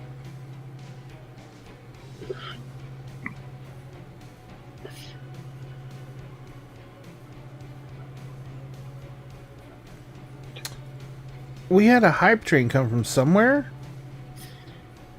wait, when? The It hype says, train, yeah. it did that when Grim raided. A raid triggers a hype train now? It can potentially. Oh. Well, thank you again for the raid, Grim. Sorry, it just mechanically I saw notification for a hype train and I was like, what? Yeah, And I was trying to figure it out and I was like, okay, I guess. yeah, because it started right when Grim raided. Cool. Because I was looking for like, did anyone use bits or sub or anything like that? I did use bits a minute ago. Oh, you use bits? Yeah, I gave Linda a hand to Kel. Oh, you use bits for that. Got it. No, that Yeah. was your dagger dollars. Oh, Dagger Dollars. Dagger dollars are different. Bits are actually money. Yeah, I did not use bits. Never mind. Gotcha. Ignore me. I was gonna say thank I you still- very I much for still the appreciate money. it, though. I still appreciate the Linda hand The because I final need it. brain cell. God fucking damn it. I started it in chat, but I didn't say it. It doesn't matter. It's clipping it. Uh, All right, so as I said, the door did not swing open all the way. There was some discussion in the break about what you were going to do about that horrible, hideous, non-opening door. I am going, as soon as I feel that it does not open all the way, I am going to pull it back closed. Mhm. I'm going to pull my flashlight from my little side pouch. Mm-hmm. Like I'm going to pull the door back closed, kind of tuck the blade under my other arm, Mm-hmm. grab my flashlight, pop it on, put it in my mouth, kind of hold it between my teeth, the Mm-hmm. sword out, and I'm gonna slowly open that door and like kind of swing the light through the room. Is there blood on the floor or None. anything like that? None. The first thing you see is in this room there are a stack. There's two full stacks behind the door. But actually, yeah, there's two stacks against the bathtub of cases, 50 bottle cases of water. And by stacks, I mean there's 4 of them high. So that's like 3 feet high of water. There's 2 stacks of that against there. Right up against the door, like to the where the door just hits it as it opens, right up against the door, there are little pallets full of canned vegetables of all different assortments, like a bunch of different trays of canned vegetables. On top of both of those are cases and cases of instant ramen.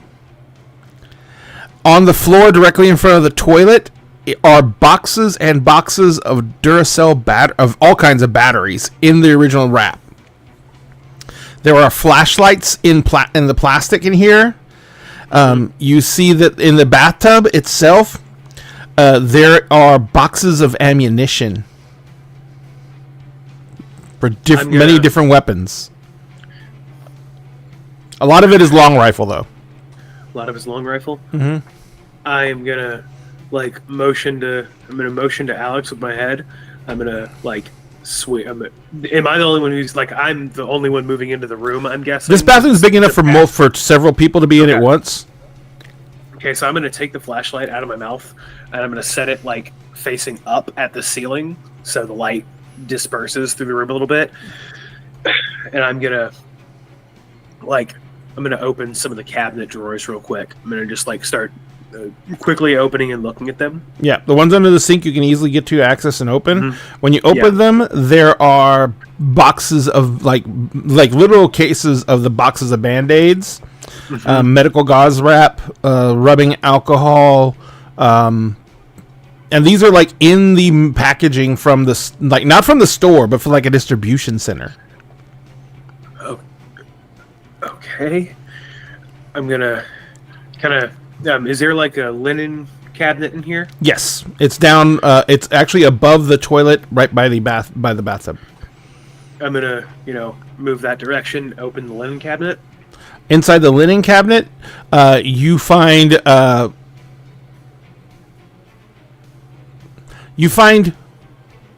boxes of the individual month supplies of MREs. Okay. I'm gonna whisper because I don't want David to hear. I don't want David to have a possibility of hearing this. Someone's hoarding this shit.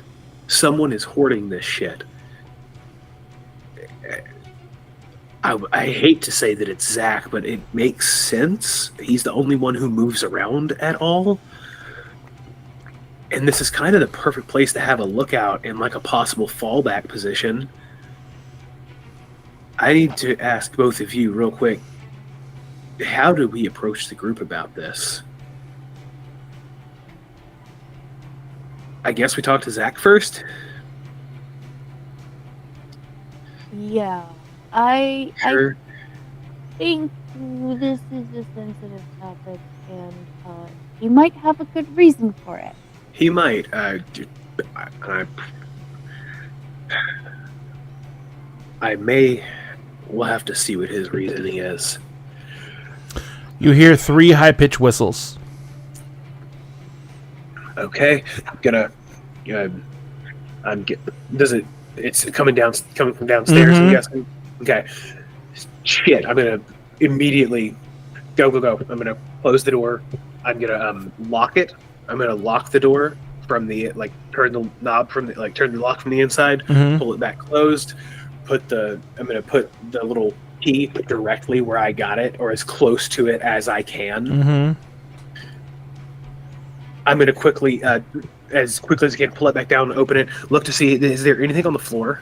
Is there anything on the floor? Did something fall whenever I opened the door? No, everything's in shrink wrap. Well, no, I mean, was there any paper or anything that might have fallen from me opening the door? So if someone set this up to see if it, no one was that paranoid. No one's as paranoid as I am. Okay, Got it. I'm gonna pull it back closed, pull that closed, put it back up, and immediately start sprinting for the stairs. Okay. As you come down the stairs, you hear David grunting, and you can hear walkers moaning. I am good. As you come down the stairs where you can see where the doorway is, David is at the front door, and he's got the handle in one hand. His entire body is braced up against the door. You can see Walker's arms in the doorway already, just reaching around, and they're grabbing him and scratching him and stuff like that. And he's just fucking shit, fuck. I'm good.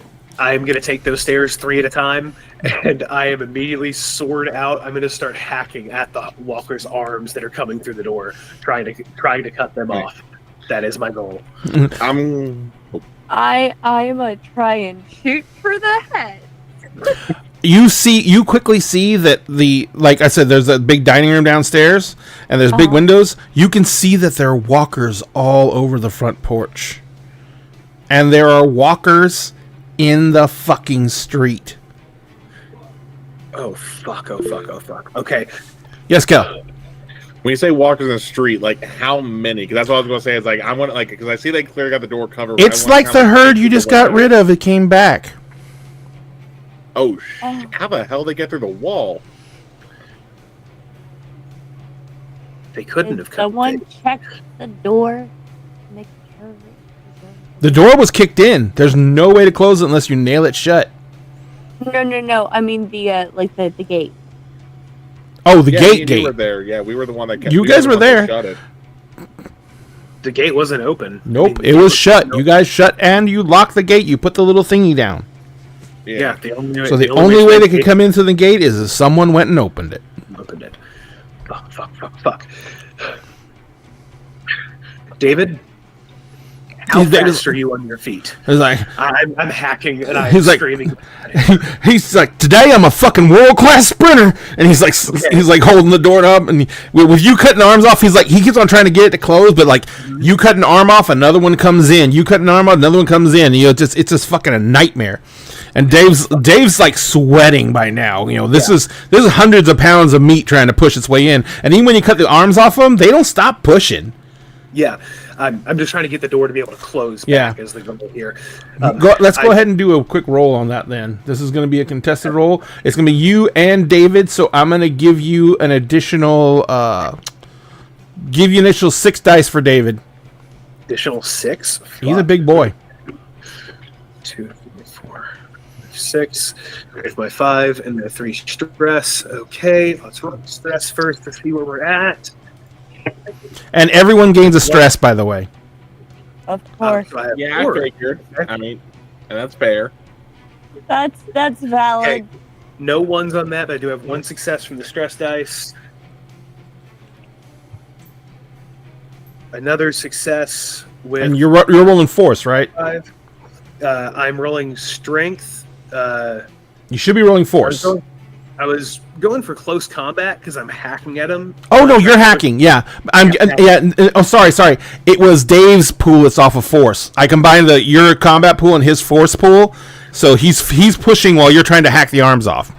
So now I want you to while they're doing that because Corey's already got a decent amount of successes. Andy, what are you doing? A 3rd and a 4th and a 5th success. Oh yeah, no, you guys get the Okay. door closed, but like I said, it won't stay closed.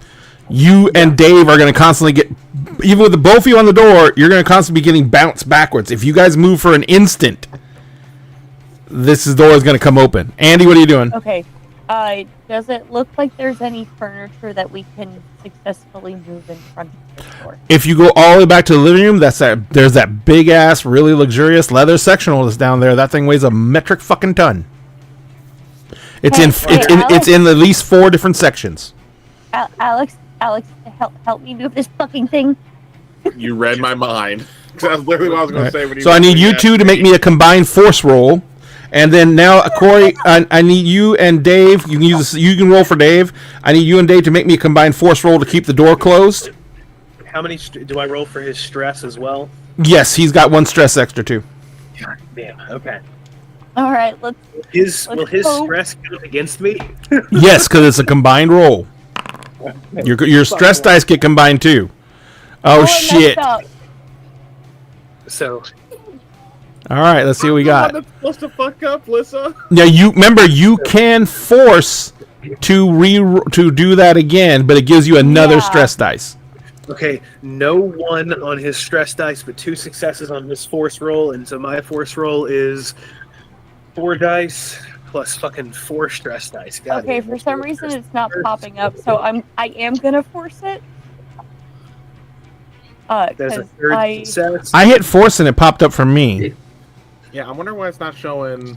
And you got- I clicked. You got force. 0 successes on the force roll. Huh? I haven't forced it yet. Okay, go ahead. I'm surprised they didn't give you the push option. That's weird. Oh, I don't think she gets the push option when she messes up. That might be it. Because you Yeah, messed up. yeah. Messing up means you rolled a 1 on your stress dice. Means you can't push it. All right. Oh, Okay. All right. All right. I know exactly what's happening. Go ahead. Corey, Coco, what is Coco doing? Yeah, you didn't push those. So you don't have another stress. Yeah. 3 successes. You guys are holding the door closed. Lissa, you and Andy, you and Alex go down. You grab the first piece of sectional. You start pushing it. You're getting it halfway down this. You get it halfway down the hallway. when you hear crunching of glass behind you. Oh. I hate it here. And you see walkers coming in the broken glass door, and you see walkers somehow in the fucking backyard. And one thing you see very clearly, remember I said all those big windows in the front were broken in?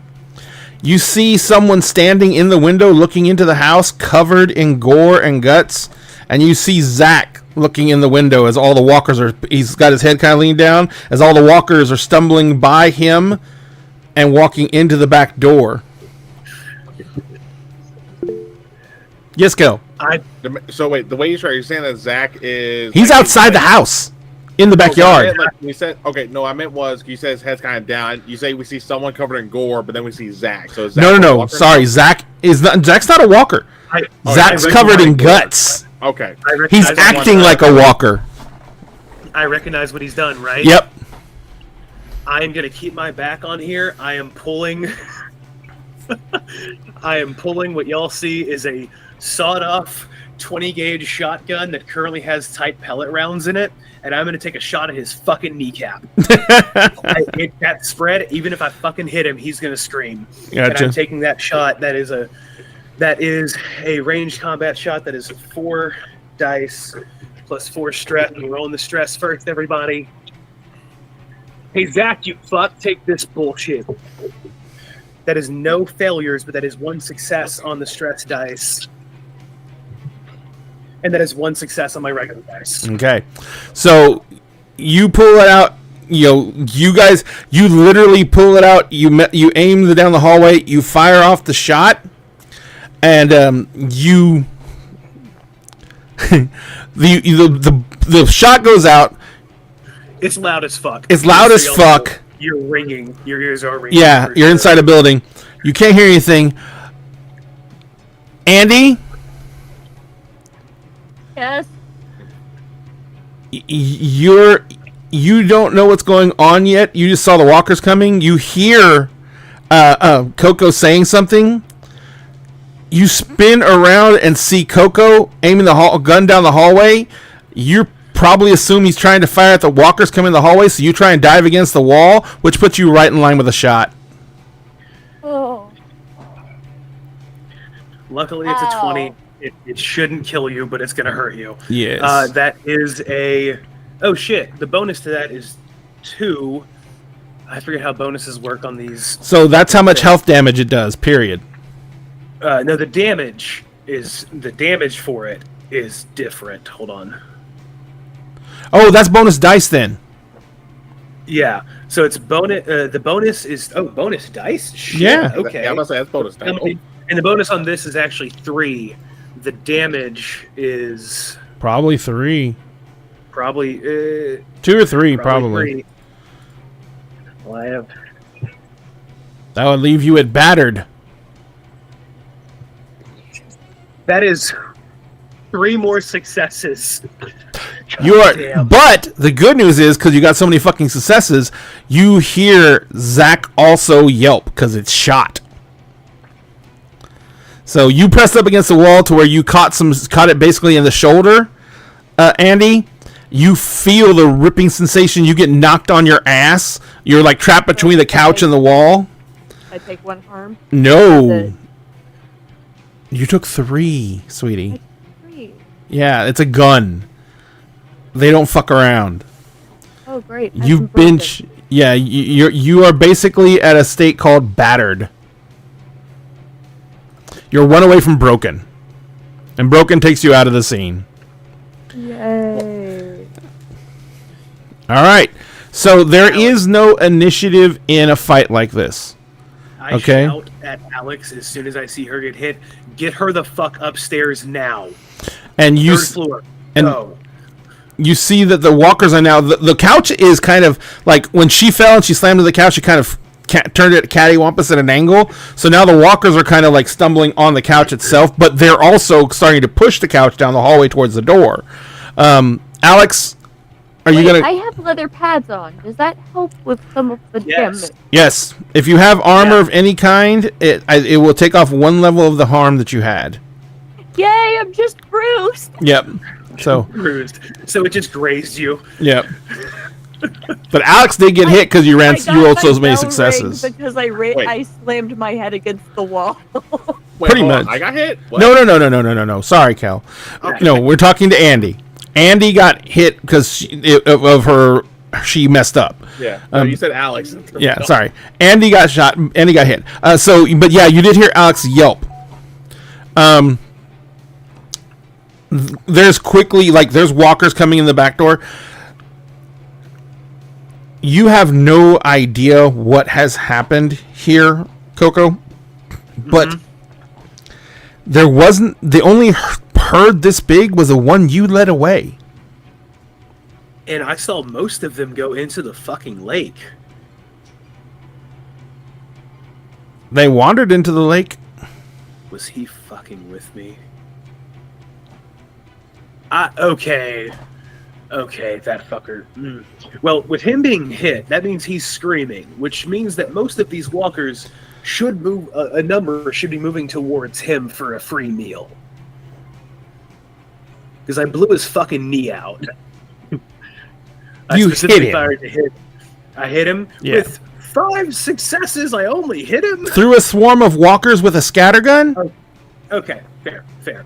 But he should be at least screaming. He should be in a real bad way right now. He would be screaming just as much as she should be screaming. Okay, fair.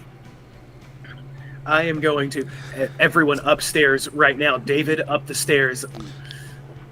Alex, and I'm screaming this clearly because we're all ears. David lets the door go, but instead of running upstairs, David runs to the couch. And he literally, bear hug, grabs it, lifts it up, and starts backing up the staircase with it. Good man. Both of y'all go up those stairs. I am climbing the stairs. I let them go first. Andy, gun now. And David makes it about a quarter of the way up the stairs before he collapses backwards. The couch falls on the stairs, and now the walkers are trying. They're not coordinated to clamber over this couch to get up the stairs. But the stairs are now actually blocked with the couch. But David is laying there, and he's screaming, and he's clutching at his lower back. Can you two get this up off him enough to move him? The couch didn't fall on him. Okay, it didn't fall on him. Yeah, because he just dropped it all of a sudden, and it kind of slid down the stairs. Okay. It basically stopped on walkers. Okay, if I roll a leadership roll, would that assist them in their next couple of rolls? Yes. Okay. I've got a 4 to leadership. Andy, what are you doing? And Alex, what are you doing?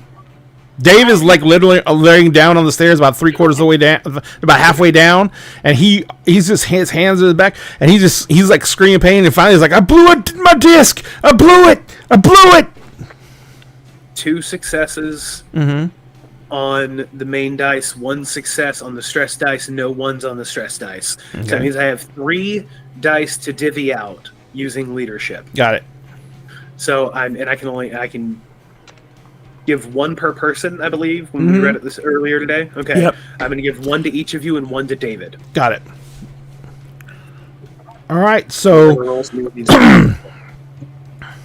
I'll say what I'm going to do is. Oh, go ahead. Oh no, you go first. I was going to say, because with Andy being hit, I was definitely going to be helping them get up the stairs as best I could. But then once I know Andy's not going to be able to get grabbed at through the railing, yep, I'm going to go down and just start I'm going to get my arms underneath David and try and just pull him up the stairs. So I need a force roll from you, and you can roll force for David, but you go down dice when you get hurt, right? I don't believe so. I would logistically on a force, I would say yes. He would drop probably 1 die on a force roll. Yeah, because using force down makes him want to die. Yeah. So to make sure I got it right, so how Well, many? I would say in his case it counts as a stress die then. Oh no, he automatically got another stress. You got another stress too for getting shot. I didn't get shot. No, not you, Andy. Oh, Andy. okay. If you didn't get shot, then why would I be telling you got another stress dice for getting shot? Because you've been saying Andy or Alex to Andy a couple times already. Oh, I said Alex and Andy this time though. So I know. Alex- all the A names. yeah, Alex, you're going down to help him out. So what I want you to do is you're going to roll your dice table, and you're going to roll 5 force dice for him. Mm-hmm. And as you go down there, you go hook your arms under his. He gets one of his legs underneath him, and he just starts pushing with his leg. But he is like fucking screaming while he does it. Yeah. So- and just to make sure I understood correctly, the leadership die is a bonus die for this, right? Yes. You have 2 bonus die, one from him, one for you, and have you used my lend a hand die yet? Not yet, because the Lend Hand is just adding a bonus to our. Yeah, dice roll, it's a right? plus 1 to one of the dice. Yep, that's what I thought. Yeah, I've been saving it because I didn't have any 5 so far. So. Okay. All right. Well, it can also pull you out of having a 1 on your stress dice. Oh, I know. I'm just being optimistic. Yeah, that's All another right, thing Lindenhand can save your ass from on that one. All right, so I'm gonna go ahead and roll my force first. Son of a bitch! Is anything close? Okay, so I'm gonna go ahead and use Lend Hand, turn one of those 5s into a 6. Okay. Any ones then on I need stress to roll- dice? No. Okay. that Oh was yeah, the first thing I- it'll tell me in the thing. Got it. Yeah. Plus, I've been honest there. Yep. And you're gonna roll 66 for him. I don't have critical energy. Okay. And then 66. Where the hell's the dice one here again? No, it gives them all a not dice one D4. there. I gotta do it from here. Okay. They can. All right. So I'm just about to. Okay. all right. Backslash roll 66. Thank you.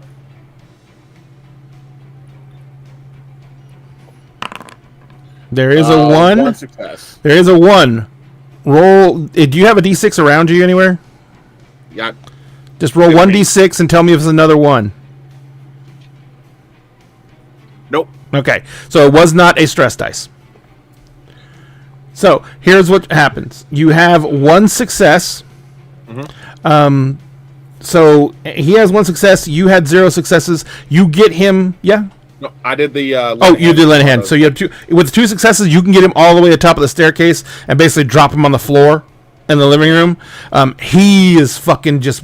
He's just like gritting his teeth now. He's like, and he's doing like the one arm thing where he's trying to pull himself across, just to get himself out of the way. He's trying to pull himself across the floor, and as he's doing that, he takes the shotgun up over his head and he just like throws it down towards you guys. He's like,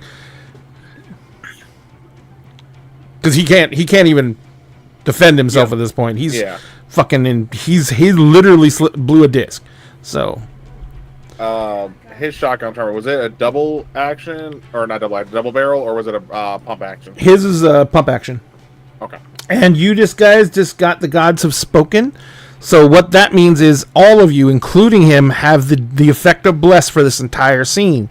So whenever you want to, you may roll 1d4 and you may add that to 1 die roll. So you can not only save a 1, but you can turn up to a 2 into a success if you max roll a bless.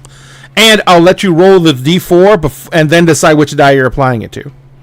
The only thing you can't do with the d4 is divide it up. Yeah, that's fair. I don't have a D4 anywhere near me. Fuck.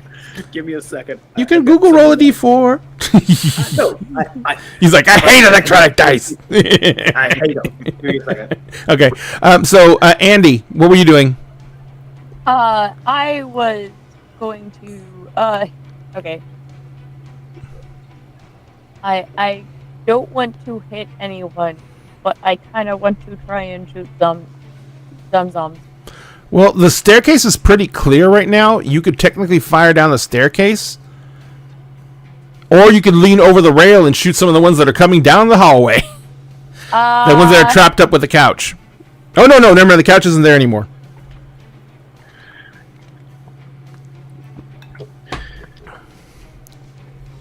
I'm gonna shoot some of the ones coming down the hallway. All right.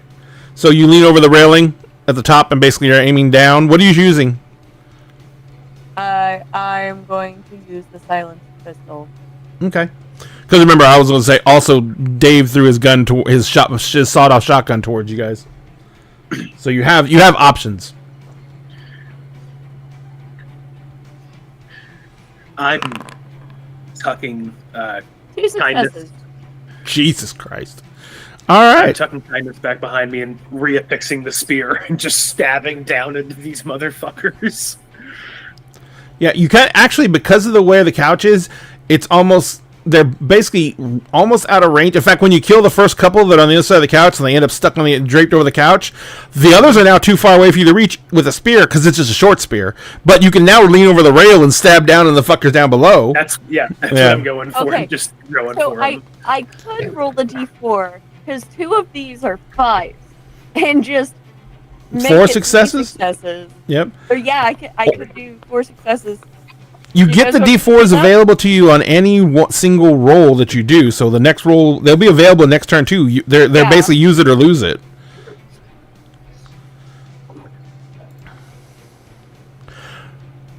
What do you think, guys? Do it. Do it. Do it. All right. Yeah, I'm about to say because So, what were you? What were you say, Cal? I was like, yeah, because 3 allows you to dictate, right? Or am I? Is that Yep. 4? Mm-hmm. Three allows you to dictate. 4 I'll let you. 4 I'll let you do something fucking incredible. But 5 That- just that is hit a the 4. guy. That is a fucking 4. Oh no, you hit. Trust me, he's fucked. He's dead. This is what's happening. He's being eaten. I'm going to make some rolls later, but he's probably Okay. dead. Yeah, But that makes it mean, even correct. worse because now you don't get to question him. that's fine. I guarantee You you s- this man was not smart enough to not leave some kind of evidence of what was going on here. Hell, all of the stash supplies is enough evidence. Mm. Okay, so yeah, I now have 4 successes. Gotcha. So what happens is actually, how creative do you feel right now? Okay, so what is the situation with the walkers right now? So That because of determines the how creative I can. yeah, because of the narrow hallway and because of the everything like that, the walkers are kind of like they're milling in the lower area below the thing, but and there's a bunch of them trying to press their way in. So what I will say is you can write this scene and you can get a way for you guys to either A, clear the walkers to where you can like brace the couch back up against the door and basically clearing the lower living room out to where you guys can brace up inside this house. Or you can go ahead and find another way out of the house. The biggest problem with that is the only easy way to get Dave out is to take him down the stairs. And Dave is not a small guy. You're going to have to carry him. Oh, Yeah, as they're firing, by the way, I pull 2 mags from like a little pouch on my belt and just hand them to you. Pistol lose them- mags? Don't lose any of these. Yeah, 2 pistol mags for the Beretta, and I just hand them to her. Hand them. Don't lose these, please. I have limited amounts of these. There's a bathtub Fair full enough. of ammo up there. Yeah, but the magazines are Oh, the magazines. Yeah, gotcha. So, This is but only yeah, an so old if you want guy. help, Lissa, I can help you write it, kind of dictate something. Yeah, I think let's do the let's get Dave to safety, clear out the zombies here so we can post up, I think. Okay. I rolled a close combat roll Mm-hmm. with all of my stress dice and everything as I'm stabbing over. Mm-hmm. If you want to carry this in with Lissa's, Sure. because I got 5 successes. Got it. Jesus Christ. I had to use my bless, but I had 2 5s, a 6, and a 2 on my stress dice, so I just kind of threw it at the 2 just for funsies, and then I had 2 6s, and then 2 1s and a 5 on my other dice. So I'm glad it was on those dice and not Yep. the stress dice, because that would have been bad. So what's happening is basically. Sorry, 4 successes. 4 No, successes, yeah. not I was like, so, Andy, you're just sitting there at the top of the stairs, and you've been clipped. You're bleeding, That's first I'm off. pissed. Yeah, and you're pissed, and you're just like you take the pistol and you're like, not fucking today, and you just start one-handed. You're just like dead-eyeing everything. You start popping walkers in the head and dropping them left and right. As you're doing that, Alex, Andy is just like clearing the staircase out. So you come piling down the stairs as Coco is like leaning over the stairs and killing the walkers going back the other way into the living room. Andy literally is shooting walkers so fast that she's stepping over bodies and she's stepping out onto the porch and she's just gunning them down. And she clears like half the porch off. So you, Alex, you grab the couch and you start pulling it over to the doorway. And while you're doing that, Coco is like still clearing the bottom staircase, the bottom hallway. Not as many walkers came in through the backyard, because he literally had to lead them through the gate of the back fence, and they always get jammed up in those narrow entrances. So there was only like half a dozen walkers that followed him into the house. To clarify, what you are seeing is someone with clearly a very practiced technique of this. It is stab, slice, spin, slice. It looks like fucking martial arts shit. It looks ridiculous. Yep. It would look ridiculous if it wasn't so fucking awesome. So I'm giving myself that with 4 successes. Oh yeah, absolutely. So as you guys, as Andy clears the porch and you guys clear out the living room very quickly, you guys start grabbing more pieces of the furniture, and then you guys go and you get Andy is like still killing rage, and so you guys, and she's gone through like one full clip and she's already reloaded, and so you guys, and because it's silenced, she's not attracting much attention for the other walkers moving down the street. And so as that's happening, you guys make Andy get back in the house first. And then you start you shut the door and pile all the furniture in front of the door. The door seems fairly secure. Dave is still. The back door? The back door is destroyed.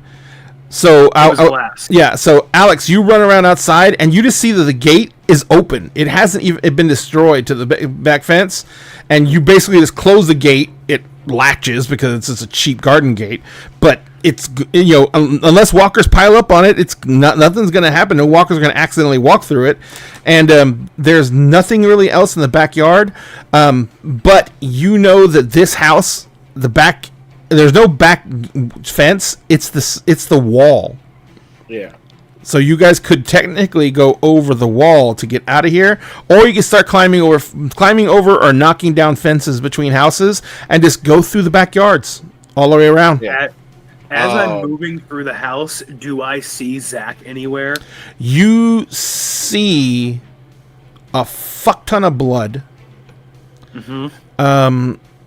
And you see a trail of blood that goes off the porch and to the fence next door. And there's a bunch of blood on the top of the fence. Mm-hmm. So you know he basically threw himself over the fence.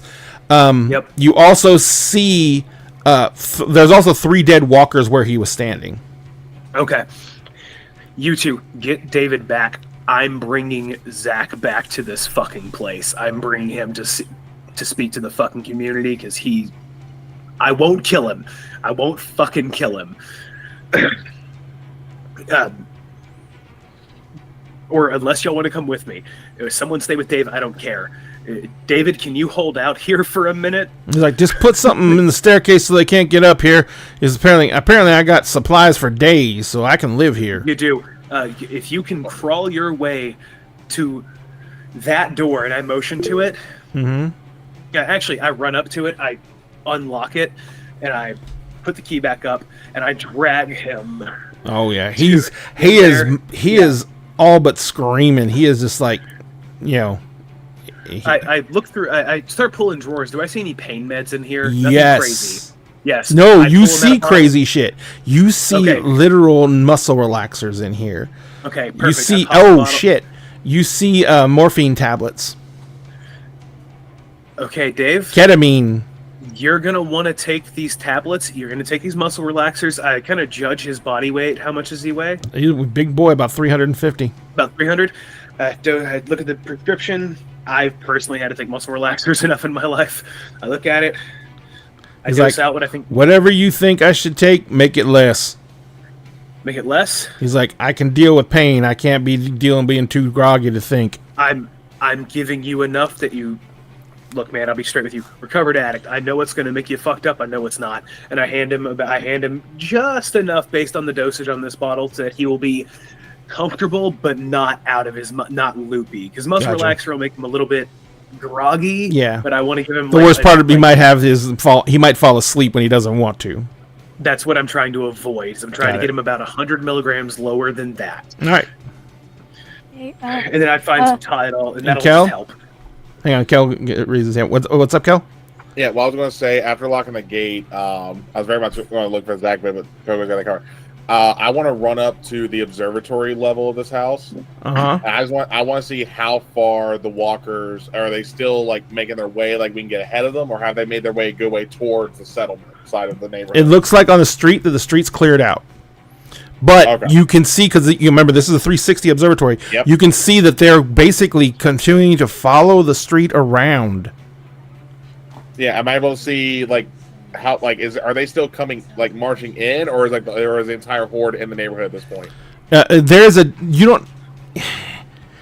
It's probably a smaller horde, Yeah. but it's like still probably well over 100. Yeah, well, what I mean is, what I'm trying to ask was, from here, am I able to see, like, are they still trailing into, like, wherever they entered from? Oh no, they're not coming in the gate anymore. All right, I mean, there's I like can see- there's the stragglers, but there's the big horde is moving literally going around the street. all right, but I can see The that they horde- came from the gate, though, is also the other thing. I can see their point of origin as well. Yeah, the gate is open. Okay, cool. And they are Oh. heading to. They're following the horseshoe around. They're heading back to the houses where Okay. everyone's at. Yeah. Okay. So, yeah, and the other thing I want to scout out, too, and if I need to roll for this, I can, is what will be the best way to get ahead of the horde and stay hidden? Going back and cutting through all those fences that are already knocked down, running down the street you're on now towards the gate, Yeah. and then cutting through those fences that are already knocked down. Okay. And Liz, what were you going to say? One, do the other people have a radio? Did you guys even tell them about the radios? We didn't have a chance. Yeah, there was only Oh two. yes, I did. Yes, I did. I told them that I had one, but they were still with us when we ran off because we were trying to go find this crater. So yeah, they may know about them, but you didn't offer to give them to them, and they did not take them from you. They did not demand them. And you were the Well, I ones was talking about wondering running around outside the perimeter, so they basically assumed you were going to be taking them because you're I the guys who. leave it. Yeah. Yeah, I leave him my flashlight. Mhm. There's plenty of batteries if you need them. It's like Relax. gotcha. And what were you going to say? Listen, Sorry, what were you I going don't remember what I was going to say. I'm so sorry. Okay. to say? You're getting excited, man. I am way up here right now. You've got me. This is the first game I've ever been stressed in. In all of my RPG history, this is the first game I've ever been stressed out in. So you want to go over the fence? I'm assuming. Me? Yeah. Okay. And you guys. Oh, Yeah. I remember what I was going to ask. Yes. Hey, can I get something for my shoulder? That fucking hurts. I grabbed. Oh shit! I grabbed some fucking gauze and I'm wrapping them up. Gotcha. I wrapped them up. I've done this shit enough. I put you a little clean. I like. Even alcohol on if you do it It's not- quickly though, it's going to take you several minutes. Yeah, I know. You know what? Oh. I'm just gonna fucking gauze over and I'm gonna pull tape and just tape them. I'm not wrapping. I'm not doing anything pretty. I'm just gauze and tape. It's gonna have to do for now. Here's some Tylenol. This is artificial pressure. Can, Consider it an artificial hug. how fast can you move, Andy? You're feeling pretty good, Andy. And Kel, you Well, I was going to say, like, as when I come back down the stairs, I was going to, like, I'm probably seeing Coco finishing up the quick band, Yeah. First aid. the on sloppy Andy. tape job. Yeah. Yeah. And one I'm gonna let him know is like, say it looks like there's no more coming in, but we gotta move. We gotta warn the others. And I tell him exactly like as you told me, like we need to run down the street and then go behind the backyards. Yeah, Let's cutting get through ahead of those backyards where the fence is already down to be a hell of a lot faster. Okay, Andy, how fast are you? Alex, don't go anywhere just yet. On a scale from 1 to 10, it's a 6. Alex, how fast are you? That's I mean, I was Mobility. gonna- yeah, oh, I know. I mean, I have a 0 mobility. I have 5 agility Same. though. I have 5 Same. agility. Okay. Oh But wait, they no. Excuse me, it's a 4. Your mobility total with your agility and your mobility, what is it? It's a 4. It's a I was 4? looking at my range combat for the 2, but I thought it said 6. No, it's a total of 4. Total of 4. Okay. You're pretty good at that gun. I guess, Alex, you get back and warn them. Me and Andy, you ready to go find this fucker? I guess. I do. We've got to get him. We need to bring him to them. Yep, I was that's gotta happen. I'm so sorry to put you through this, kid. I'm so fucking sorry. Yep. And he just kind of stands up. He's just like, I Sorry, just kid. want a fucking nap, man. I kind of look at you. I want to make another leadership roll Mhm. to try, and then, kind of. I want to pull you out of the headspace. And I know this is RP, but I want to instill some positivity in you for a second. So I'm gonna make another leadership roll real quick.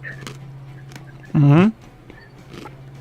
God damn, I am doing fucking amazing tonight. That is 1 success and a 5, and that's a 1 on my bless. That's all I'm you actually need. gonna save that. I'm gonna save that. Give myself a roll of stress. Okay, no 1s on the stress, so I'm gonna put that 5. So that's 2 successes. Mhm. I kind of grab you by the head. Look, kid, you've done fucking amazing. I have seen very few people take out as many walkers as you just did in 30 fucking seconds. I want you on my team every fucking day. You got this. And I give you a little anime cheek clap. Let's fucking go.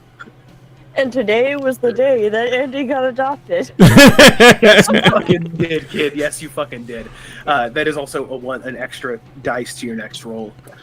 Fuck, I'm stressed. Yeah, Kel. Is there a...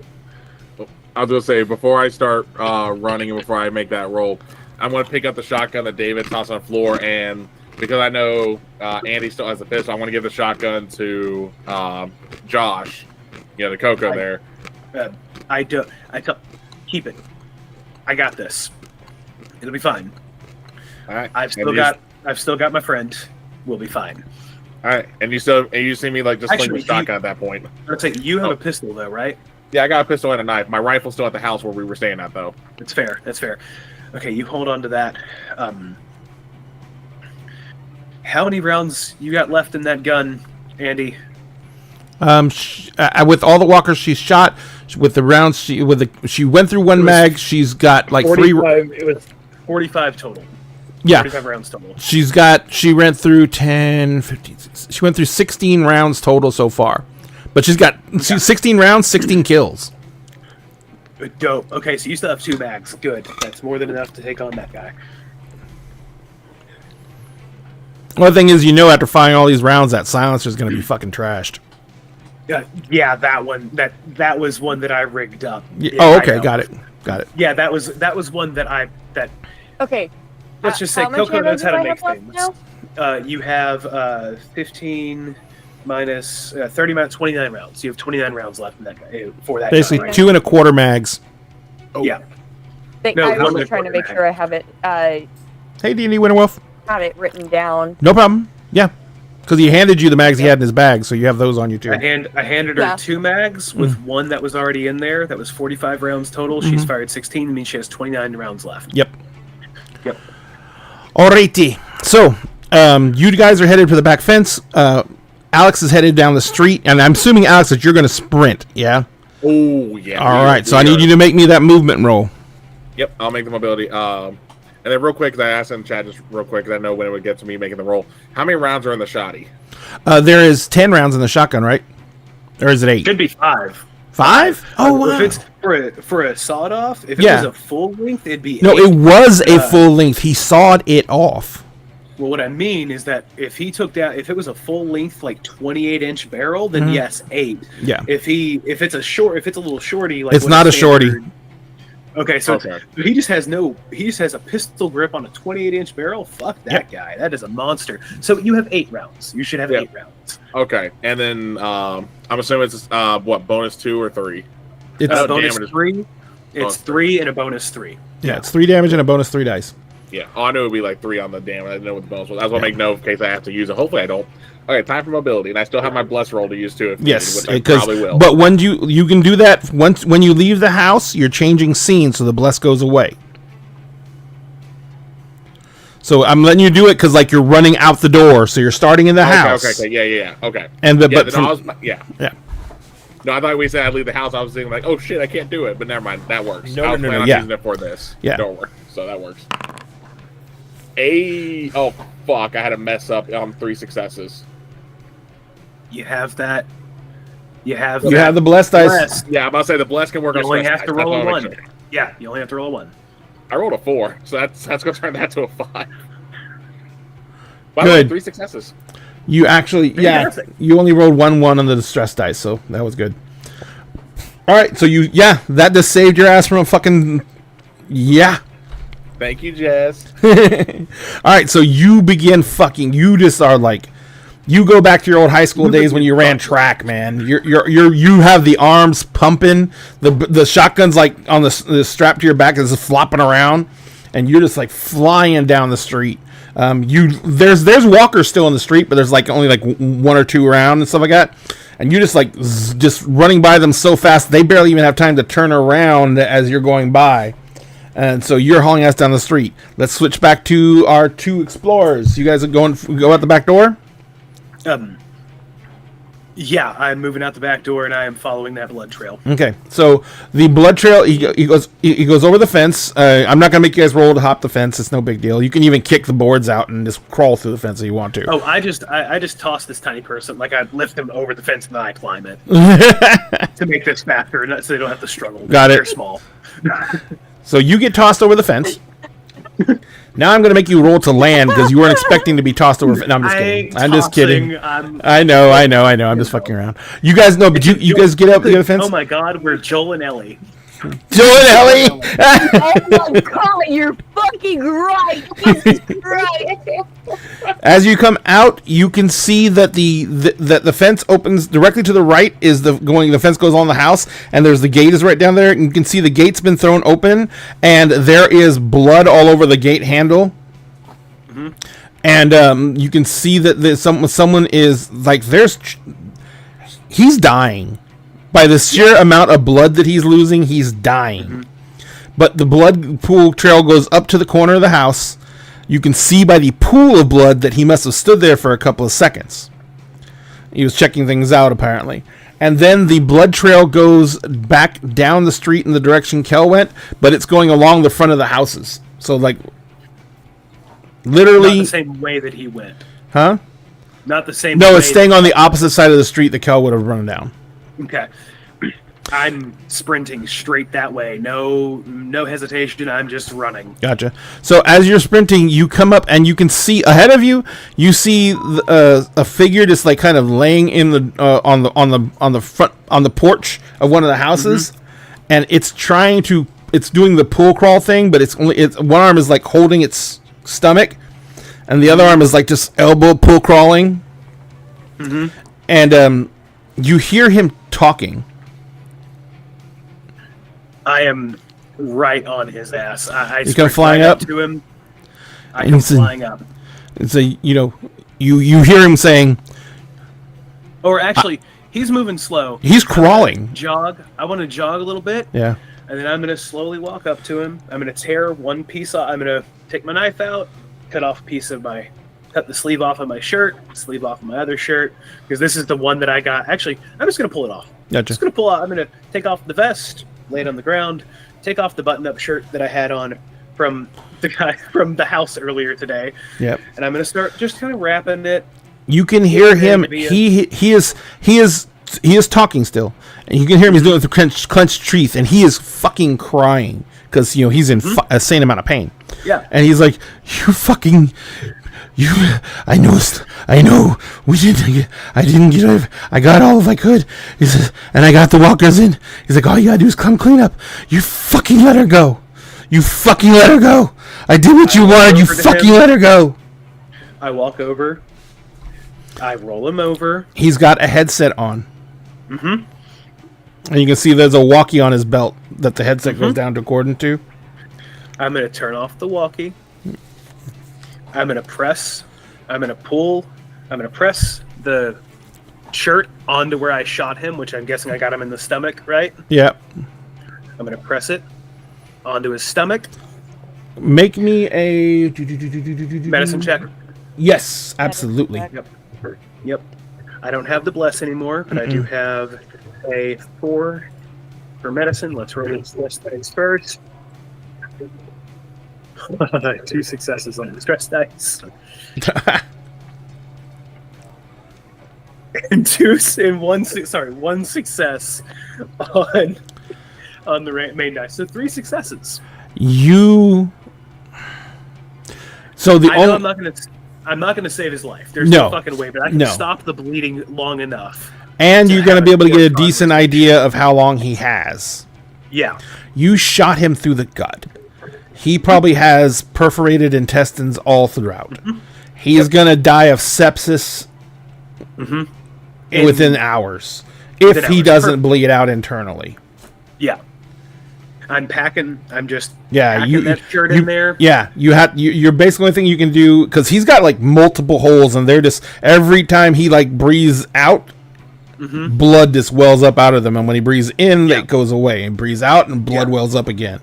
So yeah, you know what? The best thing you could do is like fucking dope him on morphine to lower his blood pressure. Yep, I dope. Could we say I probably grabbed some because I knew I shot him? Sure. I mean, I don't mind that. I don't mind that. That's not a huge change or anything like that. And also, you can basically take what you know. It'll slow his heartbeat down enough to where he probably won't bleed out as fast. He won't be as coherent to answer questions because you're gonna have to give him a fuck ton. I'm just gonna give him. Okay, look. And Andy, This right here will help. you can you there are walkers moving around, and he was making a decent amount of noise when he was talking. So there's a couple of walkers like coming up through the yard, and they're doing that thing that they always do when someone gets hurt, where it seems like they become more agitated and they're starting to shuffle faster, making their way to the porch. You know they smell either yours, or both your blood. You got that, Andy? And I'm gonna pop them. Go for it. It's not going to be a super hard roll because it's because they're very much not that the threat that the pile of walkers were. So go ahead and roll. You said I had an extra dice from the essentially inspiration. Yes. Basically. Okay, so I'm gonna hit this, and then I'm just gonna force an extra d6 roll. Oh well, never mind. Fuck it for kicks and giggles. 1d6. And rolled a 1. So 3 successes. Where'd the extra 1d6 come from? My leadership. From the got the it. leadership. Yeah. But it's also you messed up. It was a leadership dice, so it doesn't matter. It wasn't a stress, it was leadership. Yeah, it wasn't a stress dice. In the It was a mechanics, dice. for the game mechanics, it only says you messed up if you roll a 1 on a stress dice. But Did I you just roll? Oh, so in Yeah. their initial roll, they rolled a stress. They rolled a 1 on a stress in their initial roll. Yes. Okay. Well, shit. So I rolled a 1 on a stress dice, and I have 3 successes. Yes. So you're still going to shoot them. It's just that something else is going to happen. That's not positive. Right. So you have more than enough shoots. So Andy she's turned into this stone cold marksman with his pistol, and she just like lines up the shots, and she even takes her time and lines the shots up and pops one, pops another one. You're kind of like you're pressing down on the wounds, but you're watching Andy as she's doing that, right? Mm-hmm. And Yeah, well, I'm kind of side-eyeing. yeah. Yeah. Yeah, and he's kind of just he's laying there, and as he's sitting there, as he's like just laying there, kind of like, you know, twitching and convulsing and stuff like that, he's looking up at you, and you just see him, and he says. And he looks at you and he's croaking this, like he barely can talk with the blood welling out of his mouth and everything. And he's like, they're gonna come for you guys. Who? He's like, the Claimers got my girl. You know where they are stationed at. Doesn't matter. I called them. They're coming now. He says, That's fine. he says, Do you have any more guns here? I saw all the fucking ammo. Do you have any more guns? he's like, all I could get was ammo out of the place. The guns are in a locker. I can't get into the locker. I tried everything. Is it the locker down the fucking street by the lake? Yeah. The one in the Dick's distribution center. That's where I got all that shit. Not where I was talking about, but okay. I've seen the Reclaimers. I've seen them. I will do my best to save your girl. But I'm gonna fuck those guys up. Now, you're gonna die. And you're gonna die because you turned these people over and they've been nothing but good to you. And I'm sorry about your girl. But you just tried to kill me. And I can't fucking have that. And I pull kindness out. I break the barrel. I pull one of the 20 gauges. Put it in. I'm so fucking sorry it has to end this way. And I pull it. Yep. That's a loud boom. Yep. Kel, Fine. you're sprinting down the street. You can, And I say fucking move to Andy right as I do it. Alex, you can hear the two little puffs that you recognize as the noise of the because it's quiet. You know what I mean?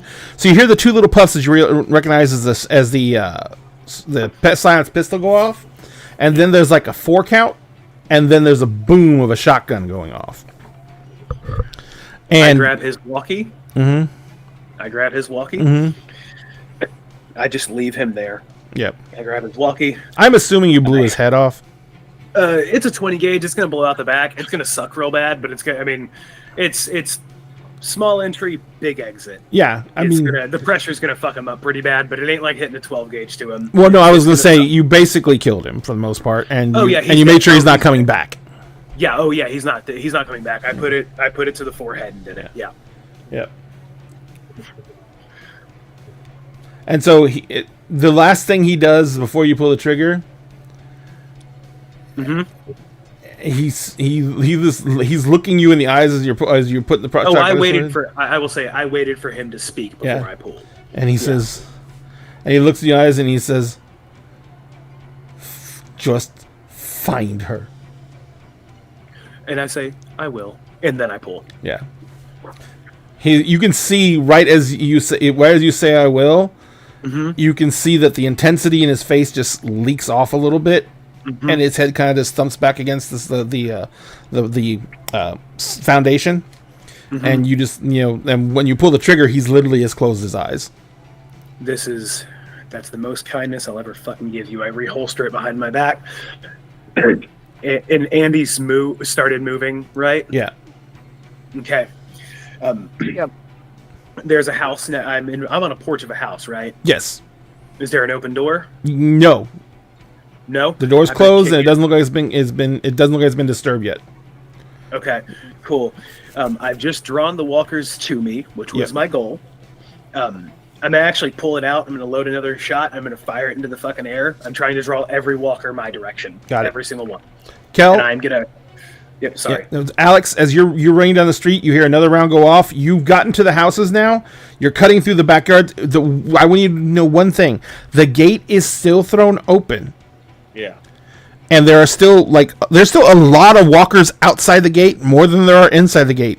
And a gun has gone off twice now, so those walkers have all turned towards the gate.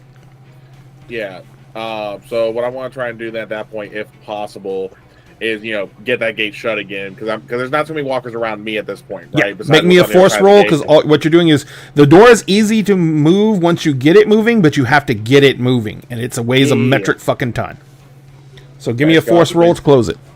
Dice gods, please be kind. Two successes. Thank you. So yeah, you get the door rolling as the walkers are coming, and they see you moving, so it's even more. And they're just they're starting to go. You get the door to get the gate to close, and as they close, you get it some momentum. It slams in, and that automatically, it's like it's supposed to.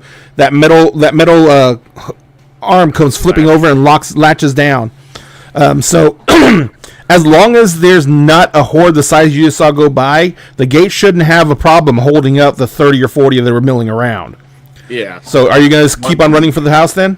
Oh, yeah, no. As soon as I got that gate locked and shut, I am bolting back. Yeah. So you come running through the backyards. As you're running through the backyard, you see there's people already standing in the backyards. They're kind of looking around. It's like, what's going on? We heard gunshots. It's Maria. She's standing out there. Yeah. Walkers got in the community. Oh, are you guys taking care of them? How many are there? You shouldn't use guns if you don't have to. There's. And then you hear screaming coming from the front yards. As they see them. Before I even said what I was about to say, as soon as I hear screaming, I was gonna be like, I'm not even gonna say anything, Maria. I'm just gonna go out front, knife and gun drawn. You can see that the horde of walkers has come around the corner. And at first, people are kind of just standing out in the yards looking and watching as this wall of undead is coming around the corner. And then someone guessed what it was. And one of the younger girls, she just starts screaming and crying. And she collapses down to her knees. Is David's truck still blocking the front? Mm-hmm. Okay. I didn't know if it was because there was nothing in here, they didn't have it blocked. No. They blocked off the end of the cul-de-sac. Remember, it's half in your front yard. Yeah, because your house is on the end of the cul-de-sac. So his rig is parked across the street and blocks off the end of the cul-de-sac. How many? But it's not perfect. They can come around the edges. Yeah. How many are coming this way at this point? Dude, they take up the entire street. Yeah. So So at this point, I'm telling everyone, it's houses, barricade, get upstairs, block the stairs. Maria goes over to the little girl that's crying. She picks her up, and then she's holding. She's just clapping her hands. She says, "Hey, everyone, calm down. We all knew this could happen. We have drills in place." She says, "Go into your houses. Board up your doors on the inside. You already have your nails. You already have your boards. You already have everything you need.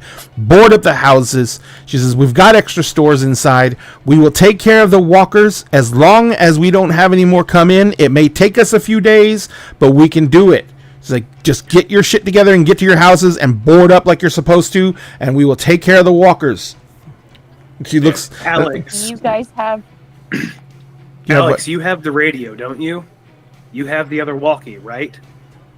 Or did Andy have it? No, I remember I grabbed it because that was when, out of character, Alyssa went AFK for that one moment, so I took it. You also now have a third walkie, yeah. Yeah, well, the bandwidths might be fucky, that's the problem. After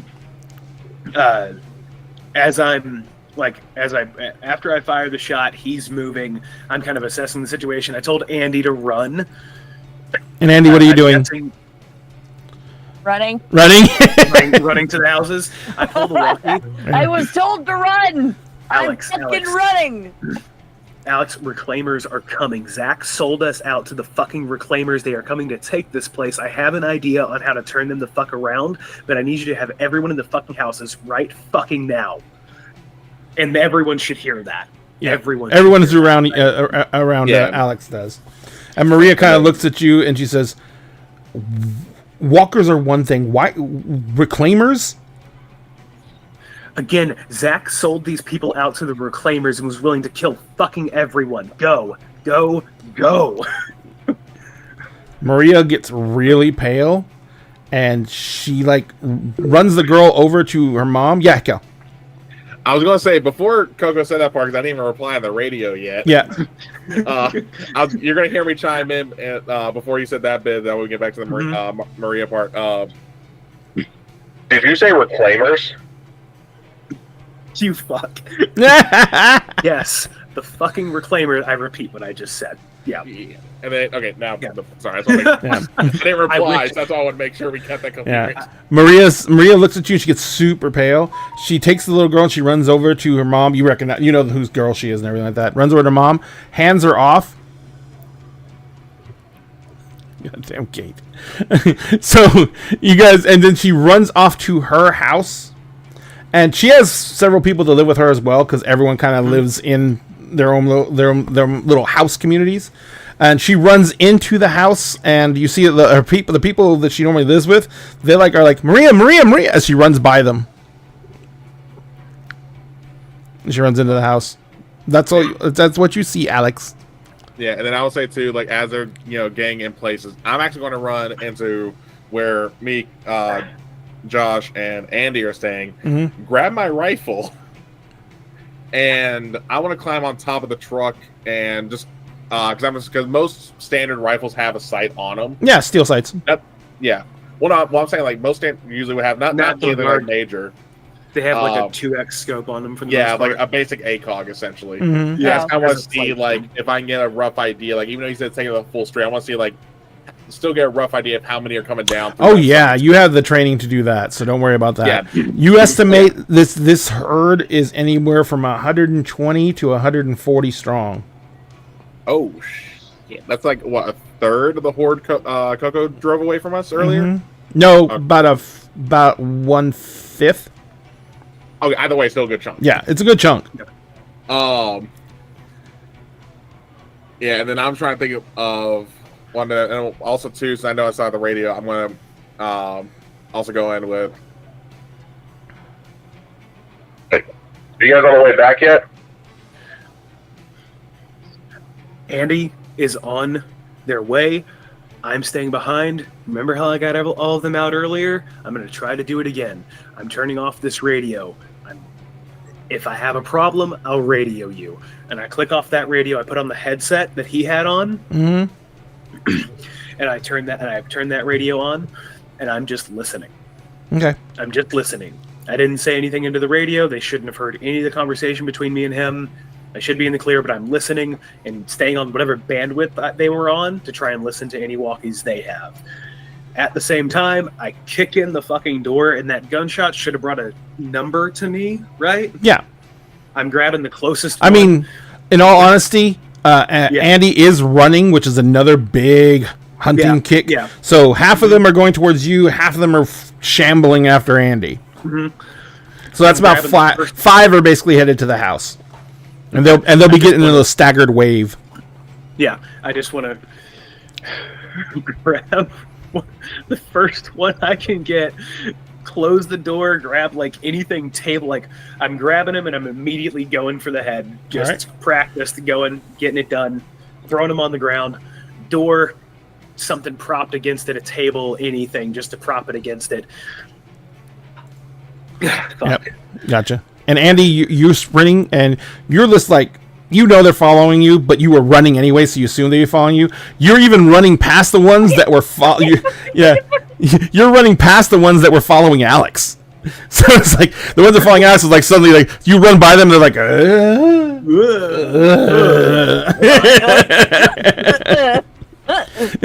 So yeah, you come running into the open. You see that there are people. There's no one out when you get there.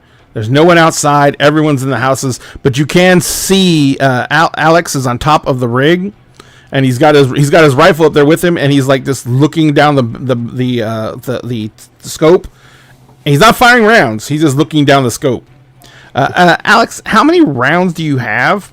I wouldn't think you have more than 100, because your mags are 30, and so you probably have you could probably have over 100 rounds, because you usually have 4 mags.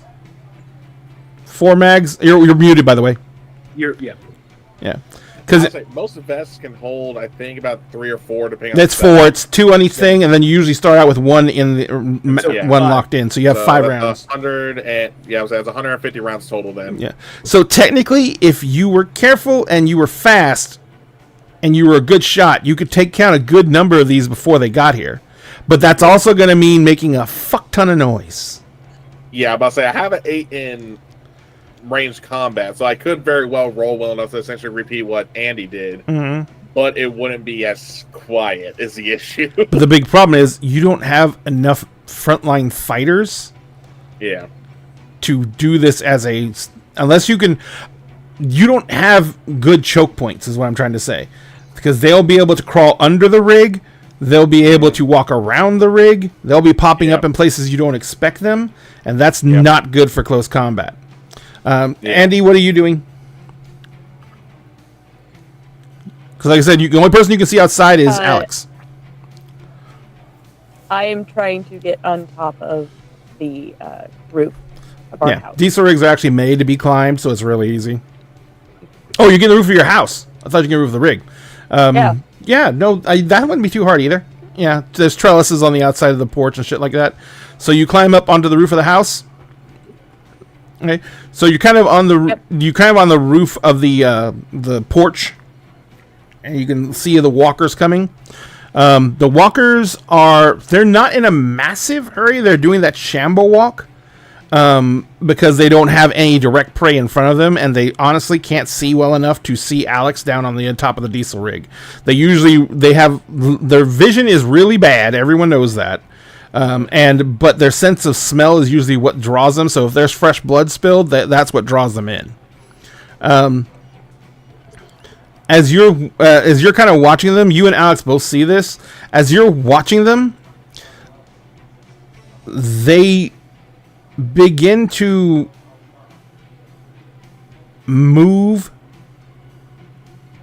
towards like a house. It's about halfway up the block, and just faintly, you can hear what sounds like two pans being slammed together. Yes. Yeah. Sorry, I'm trying to make sure I get better at that. So as soon as I am able to hear that, I want to turn to where this noise is, and again, still looking through the scope to see if I can identify who's doing that. Okay. So you look through the scope, and on the front porch of the house on the right-hand side of the road that's about 2 down, you can see that there is an elderly woman in a nightgown, and she has like 2 pots, and she's banging them together. And you see the swarm is coming up towards her house. And as the swarm like starts getting into her yard, you see she's banging her pots and pans together, but she's backing up. And then the last thing you see is the pots and pans go flying like off the porch and go clattering down the sidewalk, the walkway in front of her house. And you can, even down here, you can hear a door slam closed. Yeah. Was I able to see her like get away? No, so when she backs up, she goes out of sight because of the garage. Okay, so we have no idea what happened there then. You heard the door slam, so she obviously went inside. Well, yeah. Well, I mean. And the walkers are not. Oh, their walkers are about halfway through the yard still, so they're not at the front door. Okay. That's all I was wondering on that part, because I didn't know if it was like. But they still keep on that beeline. And I hear that clearly. I'm just like a couple houses down, right? Or I'm half. No. You're around the other side of the horseshoe. Oh, but you can hear the bang, bang, bangs because she was doing that outside. Yeah. Okay, so I definitely hear it. Yeah, you can hear that clanging. I have, and there are still some coming to. Only a couple coming towards me, or there was a chunk coming towards. There was like 5. 5. It's only a few. That's fine. I can work with that. Oh yeah, no. For your purposes, yeah.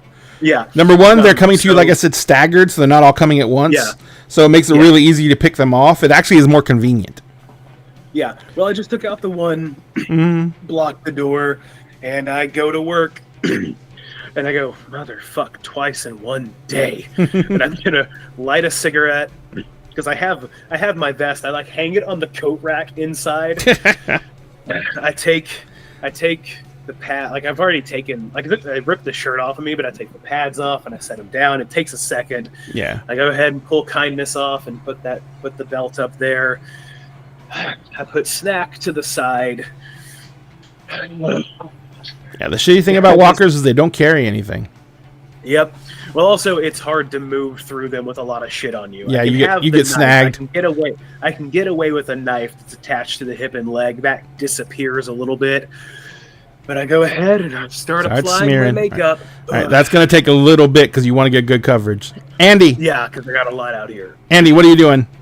Yep. How close are the nearest walkers to me? They're about halfway up the street, and don't get me wrong, a lot of them have gone towards the old lady's house, but a good group are still How about- moving down the street.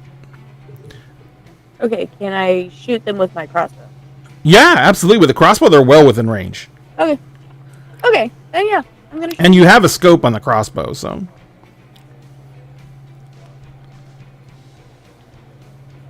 But you only got like 8 shots. You got one of those under crossbow Well, I'm quivers at that the has house. 4 My and ammo's in 4. the house. Huh? I said I'm at the house. Oh The yeah, rest you. of my ammo's in the house. Yeah, you can even Just use the shitty arrows. Gotta say, grab an armful and just set them on the roof with you. Go in the window, grab one of those the big foam boxes with the arrows all stabbed in them. Grab one of those, just bring it out on the roof. Andy's just sitting there cross-legged with the crossbow. That's one success. And I messed up. Oh shit! First time you shoot the crossbow, you fire it, but you can't see anything, as the crossbow literally tears itself apart. And I'm not going to inflict another wound on you because you would be very badly hurt if I did. But the arrow flies unerringly and goes completely through one's head and into the head of another. But your crossbow broke. God damn it. And that is how we're going to wrap things up for the night to set up for the next one. with me covered And Walker opening got the door. for the second time. Second time in the same fucking day. And there's, mind you, I'm opening door with a cigarette hanging out of my mouth. Andy, what were you You're going not to say? gonna notice. Or Alyssa? Freaking Andy's just sitting there cross-legged on the top of the roof and just kind of looking exasperatedly down at their crossbow at the end of this. I'm just like, Bunch of arrows, no crossbow. Kel, what were you going to say? I was gonna say a couple things. One, god damn it, it's cliffhanger. 2, there goes my idea of us trying the firecracker thing again. 3, we can now do the meme for Coco of, if I had a nickel for every time I cover myself in Walker guts, I have 2 nickels. In It's not a one lot, but day. it's happened In twice. one day. Oh, no, in one day. Yep. This, Yep. Oh, I I've know. covered myself in Oh, guts a lot, but Oh, I in know. one day, And then- All right, guys. Thank you guys so much for being here. Obviously, this is horrible and terrifying, but it's supposed to be because it's The Walking Dead. And frankly, you guys had it way too easy. So we're going to see some nicely horrible stuff next game. excuse you. You did. I was fucking shot. No, I meant the game before this one. oh yeah, no, fair. Oh, That's fair. okay. We That's had two sessions where very little happened. Yes. Except for me leading some walkers away. Yes. This is the shit I was waiting for. Yep. I had to have a little bit of a build up to bring some gravitas into the situation. All right, so let's go ahead and start out. Let's start out with Coco this time. Coco, where can people find you on the mighty interwebs? My name is Coco the Hipster GM, and you can find me on TikTok and Instagram. Instagram is going to be getting some updates soon as I continue to work on some blacksmithing stuff. Look for that content on my TikTok as well. And I am currently doing what I'm calling Q Quest 2024, where I'm watching through the entirety of my Netflix Q movies. I'm doing a roll for Watch Table and stuff. If you go to my TikTok right now, you can see the first couple of videos. It's a lot of fun, and I hope more people join me in this little adventure because I'm having a good time doing it. Absolutely. And next, we will go over to a geek girl, Lissa. Lissa, where can people find you on the mighty interweb? Hi, you can find me in all the places with all the buttons as the girl Alyssa. Obviously, every other Friday you can find me here. Wednesdays you can find me over on twitch.tv/Beggar Street. And you can find me on my own channel doing the things. Primarily look at TikTok, Threads, and Twitch. And there's a Kyle. Hi. Chandra's actually been really calm this game. I've had more Yeah, problems than no, you I think did. I think she's been bugging Robert though while he's been playing D. Oh, No. okay. So she basically is like, well, someone's playing D&D and they're not going to get to. Just this time it wasn't you.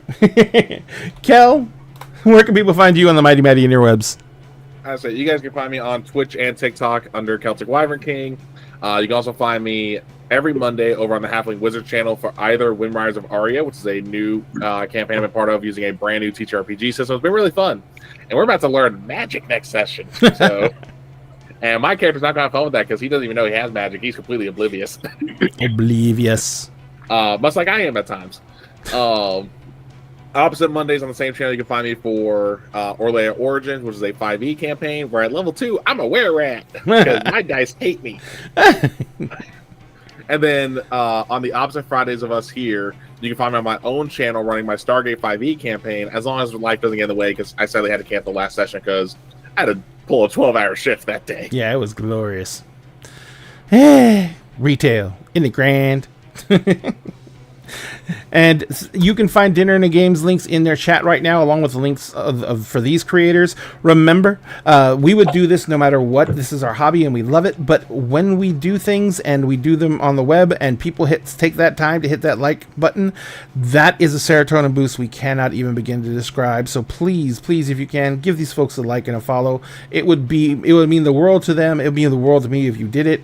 And so do what you can to support the creators and their creative endeavors. And that's probably the smallest way you can do it, but it's actually one of the biggest ways that it affects us because we see that right away and we know what that means. Also, remember to take care of yourselves. A lot of us went to COVID from Dinner and a Game. Almost all of us, I did it again.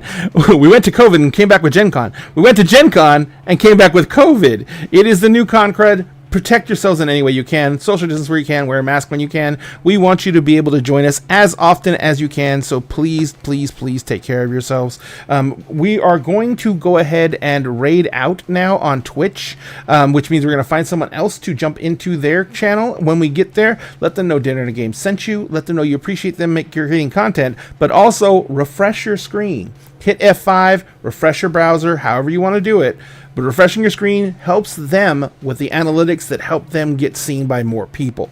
So go ahead and refresh your screen when you get there, and then enjoy their programming, thank them for creating content for you, and make a big fuss about it, because it's a lot, folks. And these people really work hard to create content, and we hope you enjoy it all. On all our other social medias, we're going to say goodnight to you and wish you guys a great weekend. Please join us on Sunday. Actually, no. On Sunday, I'm gonna try and announce when I'm going to be doing the live stream for the of Light and Lost D&D 5e campaign being run by Crafty Mirage. I think I'm going to run it on Sunday evenings, so that should be cool, like around 5 o'clock. But that's going to be cool, and we're actually going to be pre-recording that from now on, so we can actually be more relaxed during the stream, because running a game on stream can be trying, but running a game on stream at 10 o'clock in the morning on a Sunday is really trying. So we will see you guys next time. Thank you again so much, and remember, at Dinner and a Game, we always save you a seat at the table. So we're going to take this table and go create some chaos somewhere else. Thank you, and have a wonderful, wonderful evening. Good night.